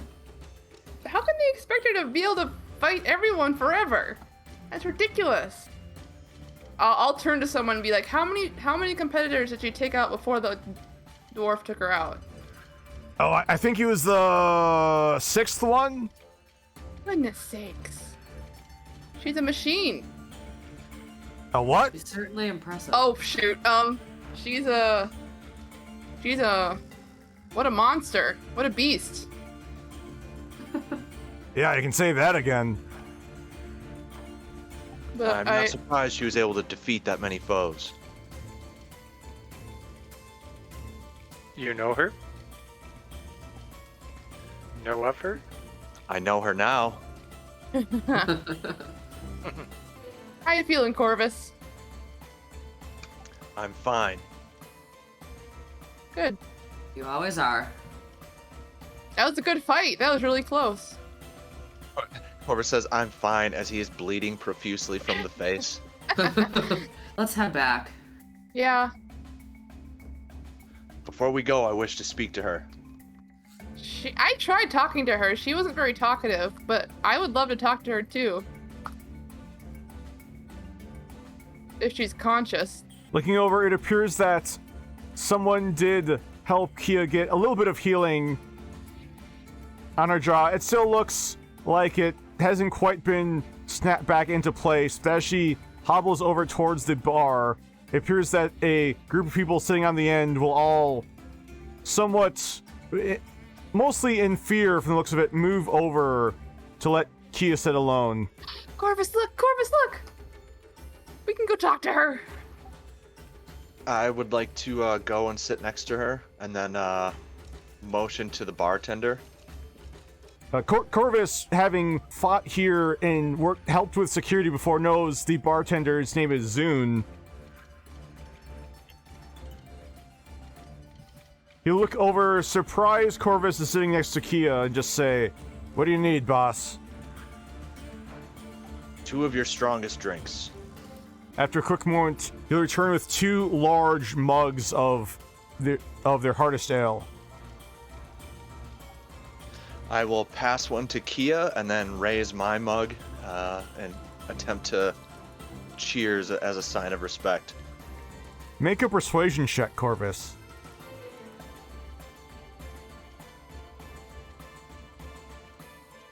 $10. Oh shoot, I forgot you had the -4, dang it. Kia will look over at you. It looks like she's trying to read you, at which point she'll just say, "Thanks." And she won't pick up the mug, just slide it over and continue drinking the one she had. Looking over, it appears she's not actually drinking any ale. It looks like it's just water. I will shrug and down my ale and then get up to leave. Oh. That was Ori then will just lean forward and say, "That was some really impressive fighting, by the way.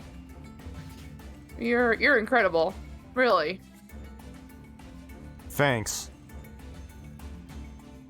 So how often are you fighting down here? Make a persuasion check.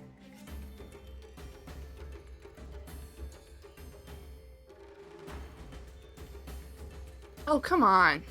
You see Kia roll her eyes before taking another sip of water from her mug, and then proceed to not say anything. Ori will kind of nod and just go off to follow Corvus. Yeah, let's go. With Ori very disappointingly not getting a lot of information from Kia, we head back to Ash, who is spending the last couple hours reading through the journal from Eric. In that amount of time, in the couple hours you have to read it, you see the first several entries are about how it appears a group of bandits would repeatedly steal sheep from his family's farm, and the Kingsmen did not seem too interested in trying to help out his family. So Eric took it upon himself to seek out the Black Rose Thieves Guild for possible help, as he had no other options. It appeared that Eric got lost and almost died of thirst trying to find the location of the garden in the Underdark. But he did eventually find it, and it appeared that Trip appeared to help him. And the next day, the guild actually caught and bound all of the bandits and showed them to Eric tied up in the garden. It's right around this time you hear the sounds of Corvus and Ori downstairs. It appears that the rest of the party has returned from the pits. Oh, welcome back. How'd it go this time? Corvus is gonna laugh and say, "I was beaten soundly." Yeah, that Kia gal's something else. He lost to a woman? What is that supposed to mean? Hey now. I haven't taken a beating like that since the last time Mari was angry and wanted to spar. Ori's gonna prestidigitation DUM on Ash's forehead. As the rest of the party chuckles, Ash is not quite sure. Ash, make an insight check. You have this feeling, Ash, that they're not chuckling at any of Corvus's comments, but chuckling at you. Interesting. Gloria will walk out, then stop and hold a hand over her mouth as she also starts chuckling at you, Ash. I love Gloria. Do you have any good reading, Ash? Yeah. Just trying to figure out what Eric was up to. Looks like he basically had the same kind of inaction from the Kingsmen that we've seen. Mm. So that doesn't surprise me. No, I guess not. Why did he join the Kingsmen then if he found them so useless? Well, this was after he had already joined. Ah. Oh, actually, you noticed from the dates in the journal, this actually happened before he joined the Kingsmen. Okay, sure. Never mind. It happened before he joined, so maybe he thought he could make a difference. I don't know. Yeah. Well, I'm feeling a little exhausted, honestly. I'm probably gonna go meditate now. Yeah, I'm beat. We should probably still do watches, right? Watches, yeah. I can do the first watch. I'll take third and fourth. I'll do second. I'll do whatever's left. Yep, same. Doesn't matter to me. Alright, let's have everyone make perception checks then.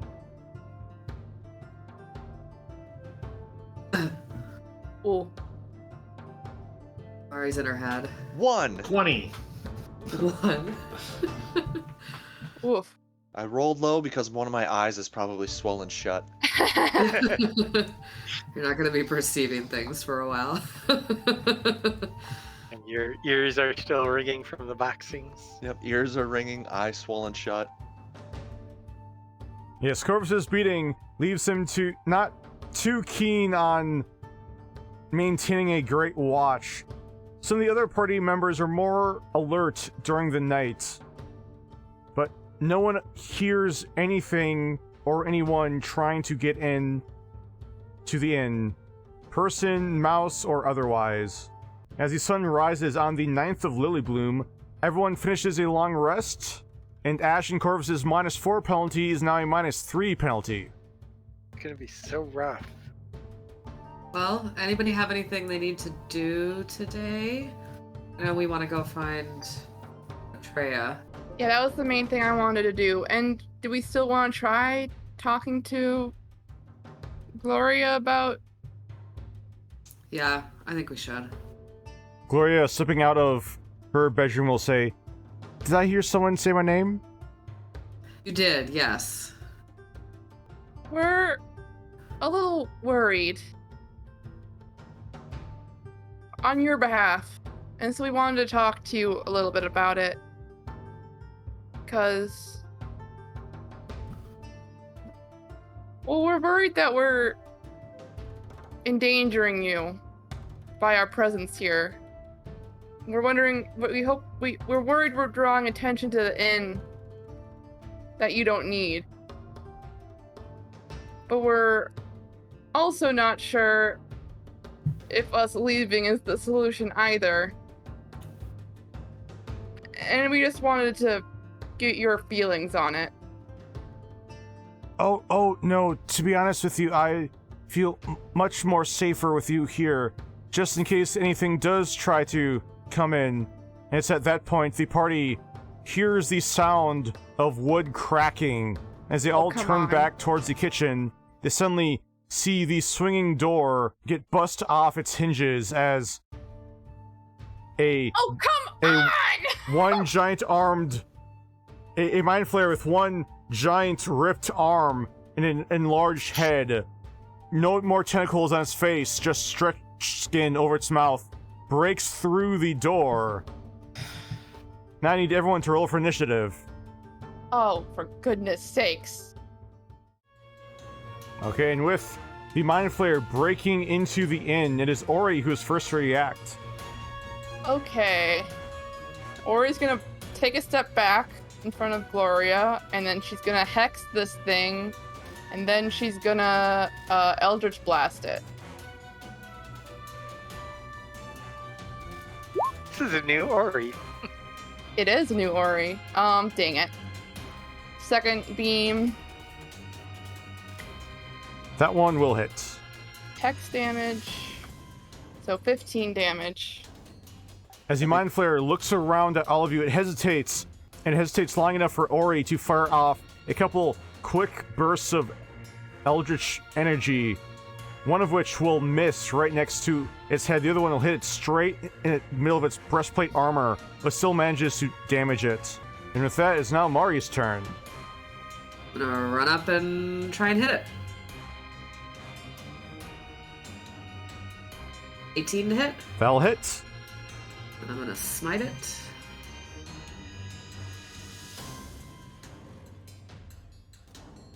For another 6. And I'm gonna try and hit it again. 24 to hit. That will hit also. And I will smite it again. Yeah. For another 10. And that's my turn. With the one Eldritch Blast hitting, the 2 Divine Smites from Mari, this Mind Flayer already looks bloodied, but still has this weird blank expression within its eyes. Not really showing any emotion, but it really did not like that. So as it's looking with dead eyes right at Mari, it will slam its giant arm, its tentacles extending out from the arm, balling up into a ball before it slams the weird fist onto the ground. I need What? everyone but Ash to make an intelligence saving throw. Oh. Oh. 7. 5. Oh no! Yeah, It's happening again. Please. Not again. So everyone takes 21 points of psychic damage. I resist psychic, right? Yes, you do resist psychic damage. Well, that's good. Or wait, no, I might not anymore. Actually, I think I might not anymore. It appears that, well, before you were able to resist some of these psychic powers, these Mind Flayers, you were unable to do so this time. As 4 of the 5 party members are now stunned, and Gloria falls over Oh, come on! onto the ground. We have a diamond. So Michaelmas, make an int saving throw. Mickey. Oh, Corvus, make an int saving throw. Come on, Corvus. 8. Fortunately, that is not enough. Ash, you are not stunned. Well, I can see everybody seems to be not doing anything. So I'm gonna move over here. And then I'm just gonna bonus action cast Hunter's Mark on the creature. And then I am going to attack it with my longbow. 11. 11 will miss, unfortunately, as the arrow bounces off its breastplate. And then I will take a second attack. 11 again. Unfortunately for you, the arrow somehow hits the same exact part of his breastplate armor and bounces off. jeez. Cool. And that is it for me. Ori, make an int save. I'm gonna Come on, Ori. roll Please. concentration on Hex first. So that saves. Yes. Hex is still up. Hex is still up, and now int. Ah, Mari, make an int save. This is it. oh. I'm gonna. Can I use my inspiration? You can if you'd like. I'm going to. Oh. they're crying out loud. What is going on? The Mind Flayer, seeing Ash try to flank him, is not going to give Ash the opportunity. As it runs up, Oh. Oh no. it does have its Psychic Boom back, but instead No! it's just going to reach out and try to grab Ash with its tentacles. Oh. They will hit for 6 points of bludgeoning damage and 4 points of psychic damage. Oh my gosh. Make another intelligence saving throw. Oh boy. Come on, buddy. Alright, this can't be that bad. Someone's gotta succeed. Oh. 6! Jeez. Unfortunately, Ash is not able to save and is now stunned while grappled by this Mind Flayer. Why is this happening? How did we allow this to happen again? Michaelmas, make an int save. Come on, buddy. Oh. Ah, Jeez. We're not even rolling like double digits. Corvus, make an int save. Come on. Oh. 11. So, according to my character sheet, I still have an inspiration. I'm not entirely sure where I got it, but You, can I you use do it? have an inspiration die, yes. I would like to use it. Okay. Try and reroll that. This is it. 15. 15. 15 is enough, as you are no Yes! longer stunned. yes. Ash, unfortunately, is stunned until his grapple ends. So, Ori, make an int save. Jeez Louise.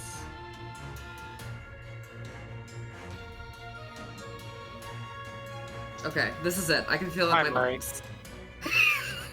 You're jinxing it! Unfortunately, Corvus is the only one to break out of the stun, and the Mind Flayer, seeing the large Corvus break out of the stun, is going to run back. So does he release Ash? He does not. He drags Ash's Oh, stunned body with fuck. him. On. Michaelmas, you can retry your int save. Yes! Yes! Michaelmas suddenly is able to end the stunning effect on him, as it's now Corvus's turn. I'm going to enter my rage. And because I entered my rage, I have the instinctive pounce, so that gives me 60 feet of movement total. Woo! Correct. 35 feet to there. Plus another 20 that, or how Yes! about, can I make it to there? Yes, you can. 55. Alright, I'm gonna make it there then. And I'm gonna try and make a shove attack at the Mind Flayer to try and separate it from Ash.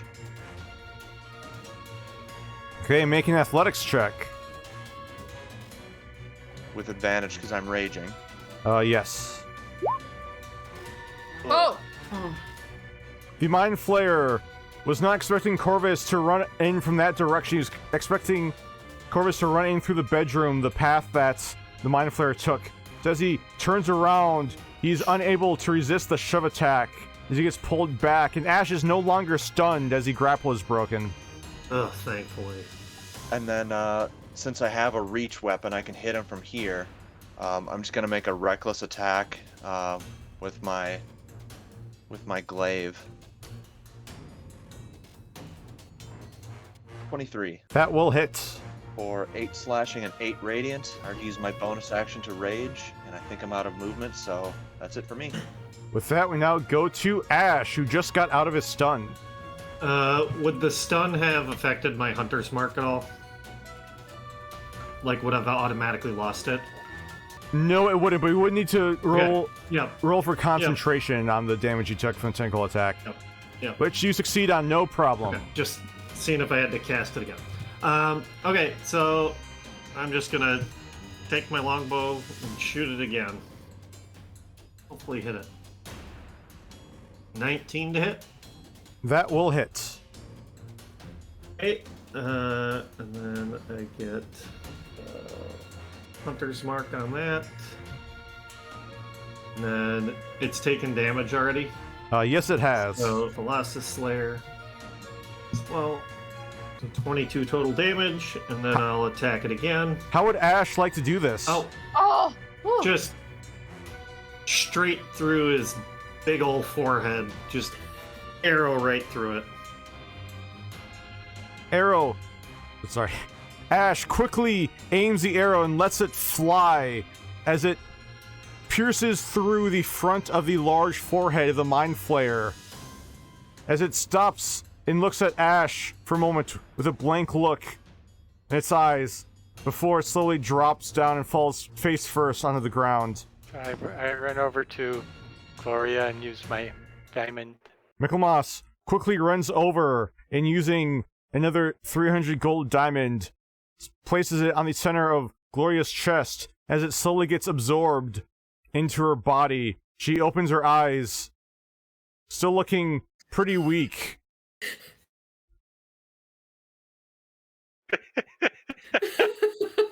Wait the full minute. Eventually, Ori and Mario are able to break out of the stunning effect that stopped them. As Gloria looks up at you, Michaelmas, she weakly says, "Maybe it would be safer if you stayed somewhere else." Oh no. Yeah. Yeah, I we mean, gotta get out of here. Gloria, do you have any family, like somewhere you could stay somewhere else for a little while as well? Like maybe it might be a good time to take a vacation, you know?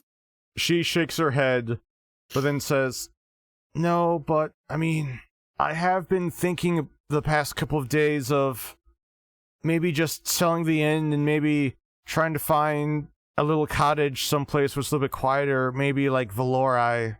That sounds like a good idea. I mean, you've been being attacked. Like, could you maybe ask for like sanctuary at a cathedral for a while until you can get the inn sold?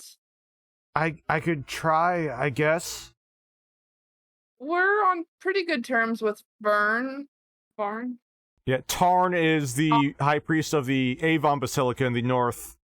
Vern is the high priest of the Vera Basilica in the south. Right. Tarn. I guess I should pack up some of my things. I will do a sending to Tarn. It's Ori. Have a friend who's not safe. Can we bring her to Basilica while she gets her affairs in order? Would really appreciate it. After a short moment, Tarn will reply, "I'll see what I can do. If this is regarding what's happened to you and your friends yesterday, I'd appreciate it if you help too." Okay. He's willing to help. I mean, if you're not gonna be here, maybe we should stay here and not paint a target on anyone else's back. I don't know. How much is the inn worth, Gloria? Gloria will just say, "I mean, Ralph pretty much built the place from the ground up with a couple friends of his helping out. To be honest, I'm not really sure how much I could get for it." I mean, it might not be bad for us to have a base of operations. Do you think we all could buy it? I mean, I'd definitely be willing to sell it to you if... Can I maybe just think about it? Well, I want to make sure you get a fair price for it, Gloria. I mean, we have some money, but I don't know if we have enough to really compensate you properly, so... I'm almost tapped out. Ori has a good amount of money still, but I don't know if it's enough for an inn. Well, and we have enough like as a down payment, and then we could. You can't get a loan? Calculate interest rates? What kind of mortgage do we qualify for? A loan from Gloria. We could just continue to pay her. Well, let's just hear a number. Well, if you can think about a number, Gloria, maybe talk to a banker or something in town once we get you in town. Okay, I'll do that. With that, Gloria goes to her room and packs up a sack with some clothes and some other belongings. As she steps out, she gasps at the sight of the dead mind flayer, a sill dripping in the middle of the kitchen and back room. Dang it. Ah, shoot. We'll take care of it. She nods and quickly walks out the long way around to exit out the front door. Can I fit this thing in the bag of holding? Or Corvus, why don't you just chop it into pieces and I'll put the pieces in the bag of holding? Or we could just do another barrel.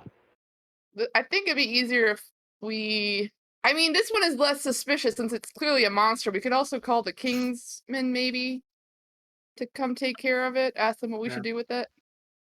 Why do we not It's put that on unlikely. a spike out front? Because I think that would freak out the neighbors more than it would freak out other mind flayers, Corvus. Oh, And but if we maybe they would maybe think buy twice the before inn, attacking us again. if we want to buy the inn, I want to have good neighbors. So he broke through this door as he came in? Oh, no. He broke through this door here, the back door, and then also broke off the swinging door here.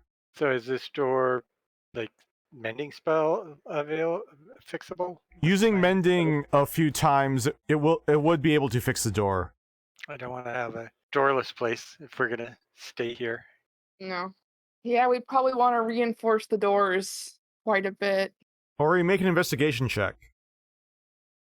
While you don't find any wood that you can really use to use a hammer and nail to reinforce the door, there are plenty of barrels which you could put in front of the door to use to help barricade it. I'll ask Corvus to move some barrels in front of the door. Corvus! As Corvus was being the butcher, is there anything notable or relevant on the body that we find? Make an investigation check. We're not good at those. 10. You don't find anything on the body, unfortunately. It appears all its pockets were empty. Well, let's get Gloria into town and talk to Tarn, and maybe get a Kingsman to come pick this up for us. Or tell us what to do with it, at least. And then talk to Atreya? Yeah. Oh boy. So the party did go with putting the body in the bag of holding. I feel like we could just drag it through the street, right? It's just a mind flayer. Well, It's or not if we're like a- walking Gloria into to town, I don't want to bring the body with us. Unless it's in the bag of holding. Yeah, bag of holding. Okay, cut it up, Corvus. Corvus is able to make quick work, and soon the body is in the bag of holding, leaving nothing but a puddle of some strange purple blood on the ground underneath where the body was. Which Ori will clean up with prestidigitation. With that cleaned up, the party quickly makes their way into the inner city of Lux and towards the Avon Basilica in the north of the city. The party sees Tarn nervously waiting by the front fountain just inside the main doors. As he walks up and approaches the party, he will whisper over towards everyone and ask, "Is this connected to what happened yesterday?" So this is Probably. Gloria. She owns the Glory Road Inn. Are you familiar? I have passed by it a few times, yes. Well, unfortunately, when we were staying there, those creatures associated the inn with us. So we were hoping she could stay here with you while we stay in the inn, so we don't draw their ire to anyone else, but she doesn't have to be in the line of danger. She has plans to sell the inn and move out, so I don't foresee her needing your hospitality for more than a month, I should think. But if there's anything we can do, if you could do that for us, it will also help make sure that the creatures don't attack anyone else in the city or the surrounding area too. Make a persuasion check with advantage, Ori. Tarn will nod and then look over towards Gloria and say, "Do not worry, you will be safe here." Ori's gonna give Gloria a huge hug and be like, "I am so sorry for all the trouble you've gone through. You have been such a wonderful hostess to us. And we'll come back maybe tomorrow to chat about the price of the inn." Gloria returns the hug and has some tears in her eyes as she says, I need to give you thanks too. You guys have... I mean, I wouldn't be here without you, so thank you." Yeah, Ori will give her an extra squeeze and then look at everyone else and be like, "Okay. Ooh, maybe... Can we go to that? Once we've walked away from the Basilica. She wants to say, maybe we can go to that cave that Emma was practicing in to get rid of this stuff That's not a bad idea. with Alex. Yeah, That cave. that was close to Atreya's employers too. I mean, That was fairly close. do we need to go back into the cave, the crevice, and end this? Do you think there's more? There's Yeah. something down there. Well, if we could wait You for don't- my armor, I wouldn't mind if we could wait another day for my armor. And then the two will still only be -2 on their rolls, so that would be better. Yeah. And then, yeah, you two would be better rested as well. Yeah, I think we wait. I think you should bless us when we go in there, Mickey. Okay. And When we go after them. oh, yep. Can you bless all of us, or how many people can you bless? I can bless everyone. It just takes a higher spell level. I don't know, just with how those, how their abilities have been affecting us. It might be worth it. Let's cross that bridge when we Mar? come to it. Mari, maybe you can bless some and I can bless some? Yeah, I could take bless and then Oh, then yeah. we could both hit. Yeah. I forgot you could cast that too, Mari. Alright, we'll go to the cave then, I guess. That's just 2 first level spells rather than Yeah. a 4th level spell. The party heads out of the inner city of Lux and winds their way north. As you are walking to the cave, you could pass by the seaside manor of Atreya's employer if you'd like on the way. Yeah, should we? Yeah, might as well check Wait, it now. what's up, Daddy? Well, it's in the bag of Daddy's holding. in the Bag of holding. There's, Daddy's in the there's, bag. Who's there's gonna no way to know that. Unless you turn the bag inside out, no one's gonna find out. So, That same snotty guard that's always out front. The party walks up to the large gates that is surrounding the beautiful 3-story manor, and as they walk up towards the front gate, they see standing and leaning back against the entryway, the main door of the manor itself.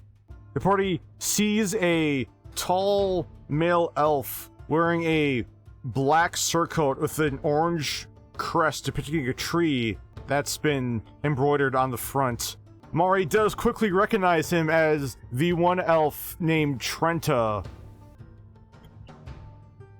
who was somewhat annoyed by Mari's consistent returning and asking questions about Atreya. And he once again rolls his eyes and walks up towards the front gate. Does not open it for you, but just stands there and asks, "What business do you have here?"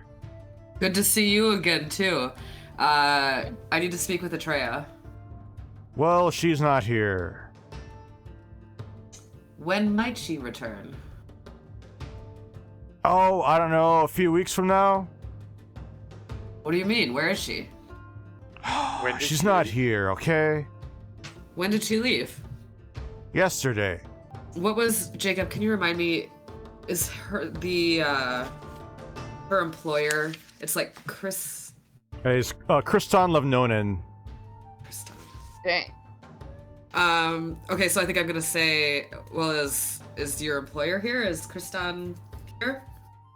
No, you see, he's Yeah. with Atreya, you know, because generally someone's head of security goes with the person they're securing, you know, when they leave. You know, you're delightful. Anybody ever told you that? Yeah, all the time. I bet. All right, I just turn around and start walking away.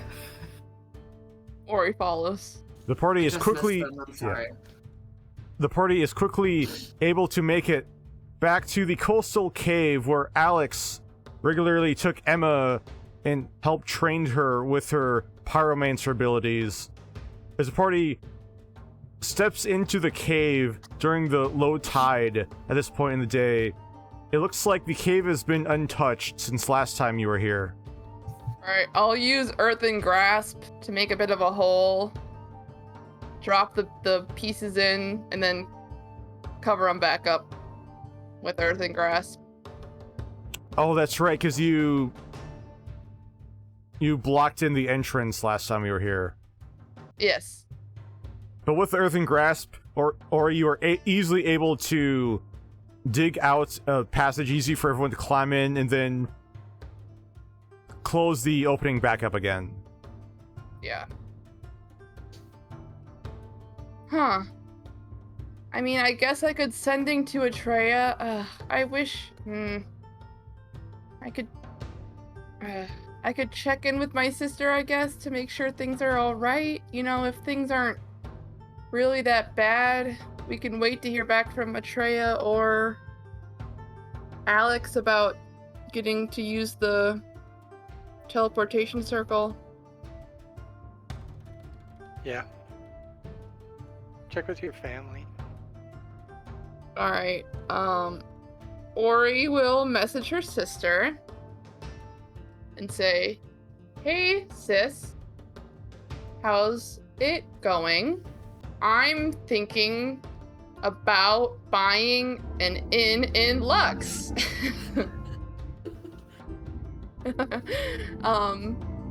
Weather's pretty good, and I've been thinking about you two a lot. After a moment, your sister will say, "Ori, I miss you. You should try to come here and visit soon. Buying an inn, that's not what I'd expect from you. Love you." Oh, maybe we should just go. Maybe we should just go to Petra. I mean, it sounds like she's okay, but I do miss them a lot. But I mean, it'd probably be easier if we can use the teleportation circle with Alex. It's right around this time Ori hears Alex's voice in his head, or in her head. Alex says, "I'm unfortunately not having much luck convincing your use of the teleportation circle. If you know any high-up Kingsmen in Lux, that could help." Alright, thanks for the update. We'll work on our end. Hope you're doing good. That's all I have to say, really. Well, sounds like Alex actually just messaged me, or sending to me, and he's not having any luck, so we might need to try to talk to somebody on our end of things. If we could try to get a hold of Sheth. Sheth owes us. But we will want to take care of whatever's going on below the flumph layer too before we leave. But yeah, maybe we should try talking to Sheth. Yeah, well, maybe we can use that as our, we did this for you, let us use the teleportation. Kept your city safe. True. Yeah, we could do that. Like, hey, we have reason to believe there's a bunch of mind flayers under Lux. I'm not convinced there's much we can do.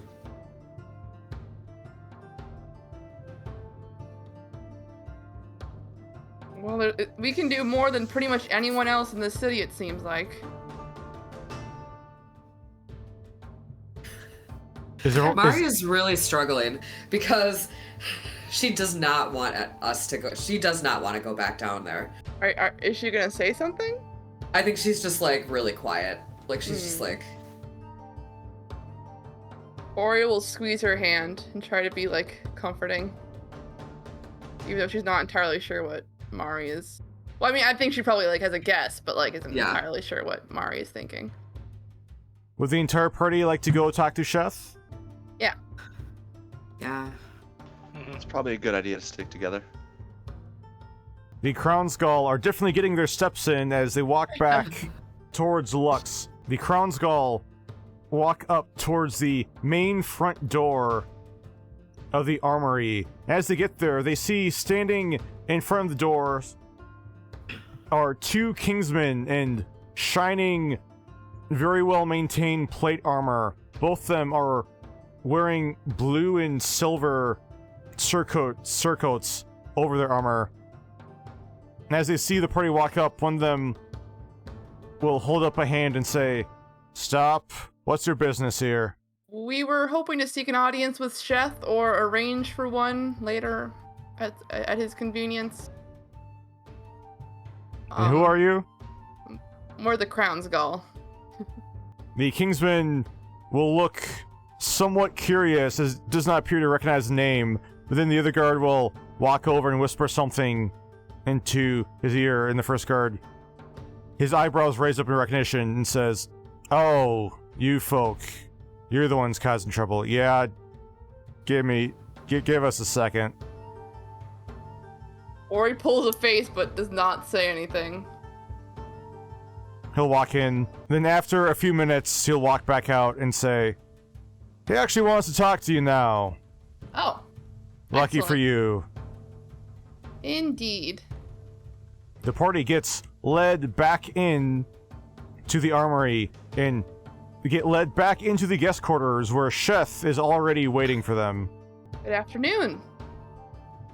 Good afternoon. Are all of you okay? Pretty well. We had a bit of a scrape. That's what I heard. Oh, from Vern and Darn. Tarn? Among other gasping voices. These creatures really have a lot of people anxious and worried. They should be. They are very formidable. We just killed another one at Glory Road Inn this morning. Is the owner okay? What was her name? Gloria. Gloria. Is she okay? Well, after She some is assistance now. from our cleric, yes. But we took her to Physically. the. Yes, physically. We've taken her to the Basilica. And we are planning on staying in Glory Road Inn since we've clearly already painted a target there. So we're hoping to intercept anyone else who is coming after us. Is there anything we can do to help? I mean, we have plans on trying to... We think we found their lair down below. If you have anyone who could come as backup, we would certainly take the help.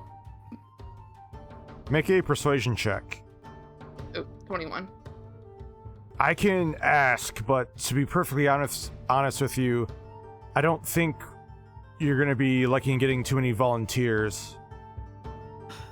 Okay, well, It's their city. What? I'm not exactly sure what you were thinking of offering help then, what you meant by that. I Do can you get some have any- folks to help you guard the entrance to make sure. They don't get away without killing lots of people. And if Do you you could have arrange any- some kind of compensation, I suppose that would be nice, but not exactly helpful since money's not gonna make the fight any easier on us. Do you have any I'm magic sure I items can. that I'm help? sure I can get some guys help with perimeter control. That would be good. Would that be of assistance? Yeah. We were hoping that once we have this issue settled and cleared out from under the city, you would help us arrange the use of your teleportation circle. We have business south of here. I forgot the name of the town that has the other circle we wanted to use. Is Fort Silva the fort with the teleportation circle? We were hoping to use your teleportation circle here to get to Fort Silva and then back again. If that could be part of the payment for services rendered, that would be appreciated. Make another persuasion check, Ori. Ari is angrily pacing. I'm gonna use my inspiration. Okay. Nice. Nice. Sheth will say, "Well, we do not generally let non-Kingsmen use the teleportation circle, but if you are able to kill all of those creatures that are here in the city, it'll be more convincing. I can't guarantee anything, I hope you do know that, but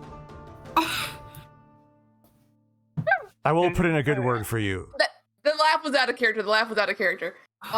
Ori will incline her head graciously and be like, I appreciate your efforts, Lawmaster. Do you have access to any like mind shielding magical items that we could borrow? Make a persuasion check, Mickey. Mari is like outwardly scoffing and like biting her tongue. And pacing. Still pacing. Not great, 12. I might have something that will help, but to be honest with you, I'm not sure if it'll help. I'm not sure how useful it'll be. Shocking. Sheth will glare over at Mari for a moment, and then he'll say, look, what you're doing is important. I'm not denying that. But there are other things that are important too going on in the city, and all of those I need to follow. So forgive me if I can't give you all the resources you desire just on a whim of dropping by. Now I'll be back in a moment. Thank you. Sheth leaves and returns a few minutes later. He'll hand you a ring, Michaelmas, and say, this ring will help with mind shielding, so it'll stop creatures from getting into your thoughts. Can we cast Identify on it? Yes, you can. Cool. Interesting. I'm afraid this is the only thing I could lend to you for help.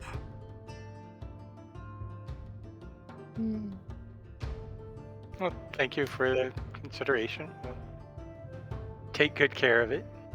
We were planning on going tomorrow to return to the Mind Flayer den. Could we arrange to meet with anyone helping with perimeter watch here tomorrow morning? Does that work for you all?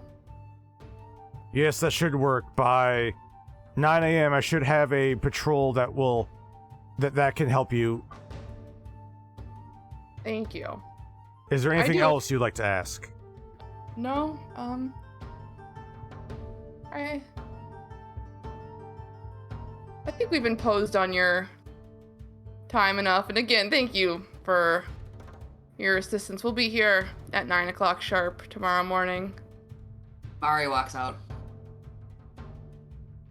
Sheth will give a quick glare at Mari's back and then look over towards the rest of the party and just say, You're welcome. Now, if you'll excuse me. And you'll walk out. Or he's gonna go catch up to Mari and be like, hey, look, yeah, that sucked, but we need that teleportation circle. So, We're only gonna get to use it if we don't all die down there. We're not gonna die. It's their city. What's even the point of them? What are they doing? What would they do if we weren't here? I don't know. But that's just... We've already lost people down there. We got them back. But we've lost people down there. And he can't even guarantee that if we go down there again, he'll let us use the stupid teleportation circle. It's ridiculous. Well, do you think we should just leave? Just strike out? Start heading towards Petra and the Dragon's Lair? Did we just leave them to their own devices and see what the answer is to what they'll do without us?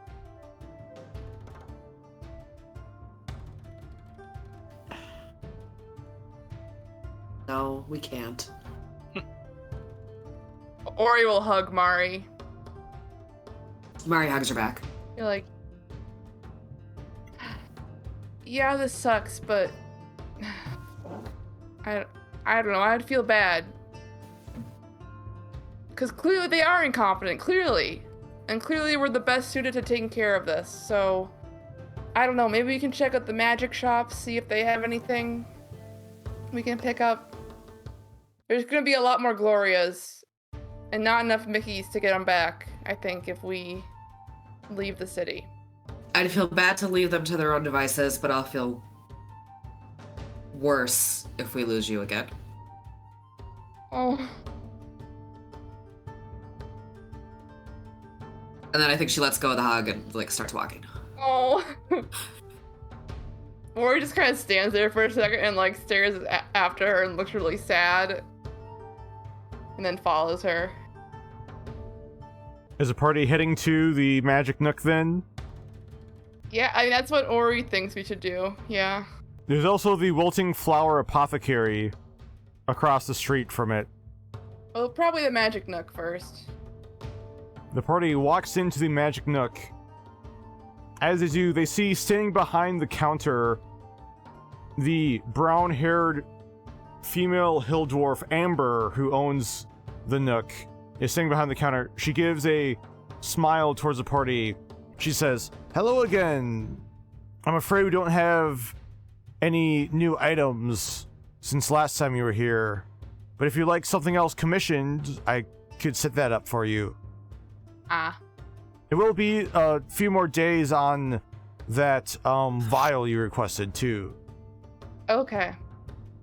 Well, we weren't looking for this before, but do you have anything that can help shelter mind from psychic effects and being stunned? She looks confused for a moment and says, "Psychic effects and being stunned? We don't carry anything like that on hand, but I can make you something that can help you with that." We have our problem now, so hopefully it'll be taken care of before you complete the order. Yeah, I'm afraid it's going to be at least a couple weeks. Yeah. Well, thank you for the offer. No problem, and just try to give us a couple weeks heads up, but we'll be able to make you anything you can pay for. Okay. As the party steps out of the magic nook, they see the wilting flower apothecary across the street. I guess we might as well check. We're here.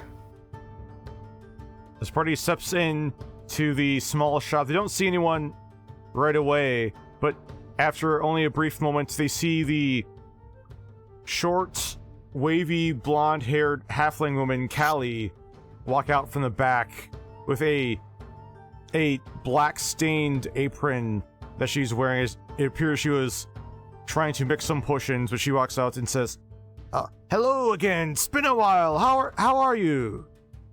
Hi. We're doing all right. We are wondering if you have anything that can help shield minds from psychic effects.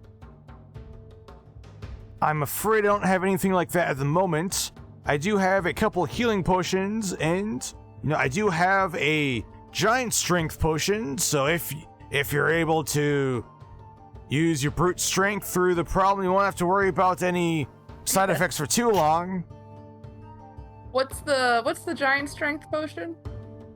It is a potion of frost giant strength.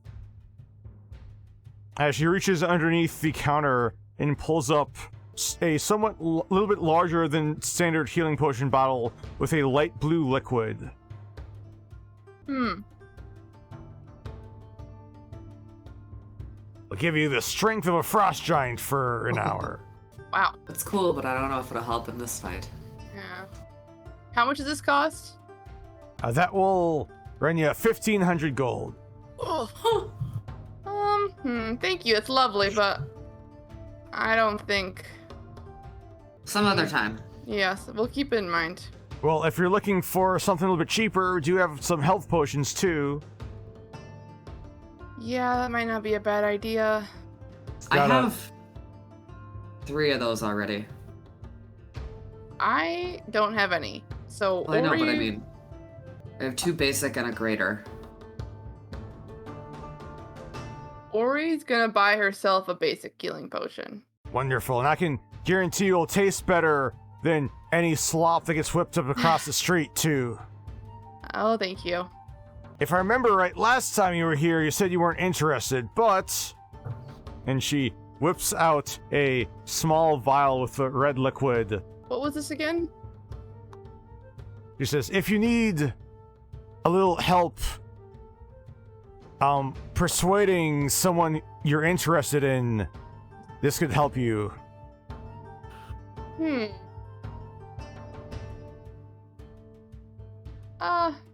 I'll still pass on that. Thank you. Well, once you meet that special someone, if you need a little extra help, just let me know, as she gives you a wink. I generally find myself to be sufficiently charming. Winks back. She'll give you a grin and ask, is there anything else you need help with? Nope, that was all. Thank you for your time. Oh, you're welcome, and thank you for your purchase. Anything else you need, just let me know. Of course. And with that, the party walks out of the wilting flower. And so the party's plan for tonight is to barricade themselves within the inn, correct? Yes. Yeah. Let's have... We're running a little bit short on time, so are there any preparations you would like to do besides some simple barricades over the doors and windows? I don't think so. Unless, do we want to cast some protection from evil and goods? I mean, that's concentration, so you have to be, like, awake for it. Oh, yeah. Perhaps we should put something breakable on the barrels so that if they fall over, it will make noise and alert us. Sure. That's a good idea. That's good. Love it. Yeah, we'll do that. Glass or ceramic plates or something like that. I told you my brain was my strongest muscle. I didn't disbelieve you, Corvus. The party is able to find some old plates in the inn. Yeah, we'll do We that. just like precariously balance them, and then if anybody moves the barrel, they should fall and break a chunk. Yeah, I think that's it. Yep. Let's have everyone roll perception checks for their night watches.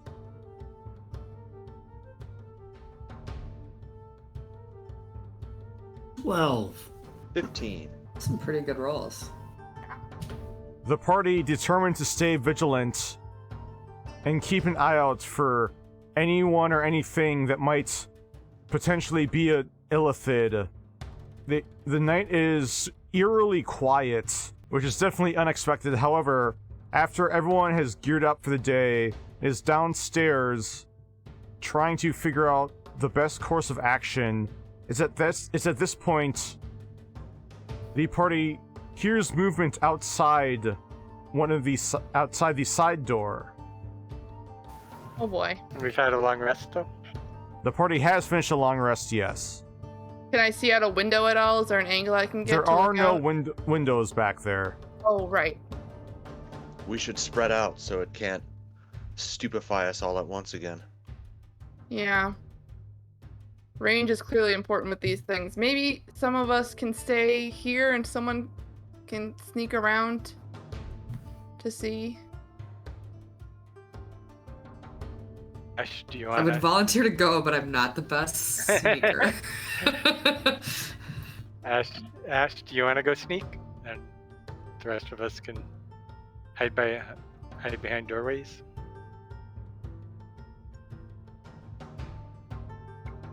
Where did we hear the noise? It's by the back door over here. Okay. This is where the party would like to hide?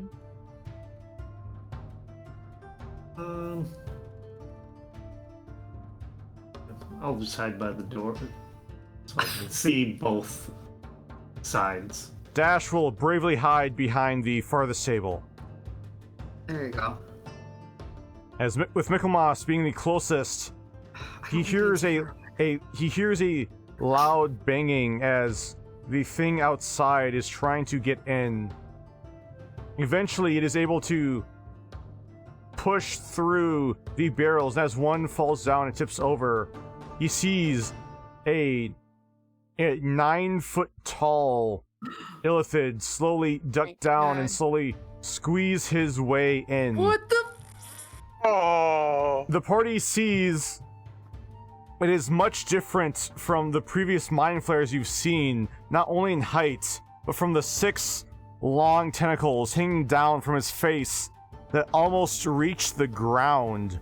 And in one of its long, bony-fingered hand is a tall, crooked staff with a strange, sharply ribbed pole on it. And after the creature steps inside and looks around, we're going to end the episode here. Gosh. Oh boy. Oh. Glad we got Louise. Gloria out. Yeah. Thanks so much for watching, everyone. We will see you next week.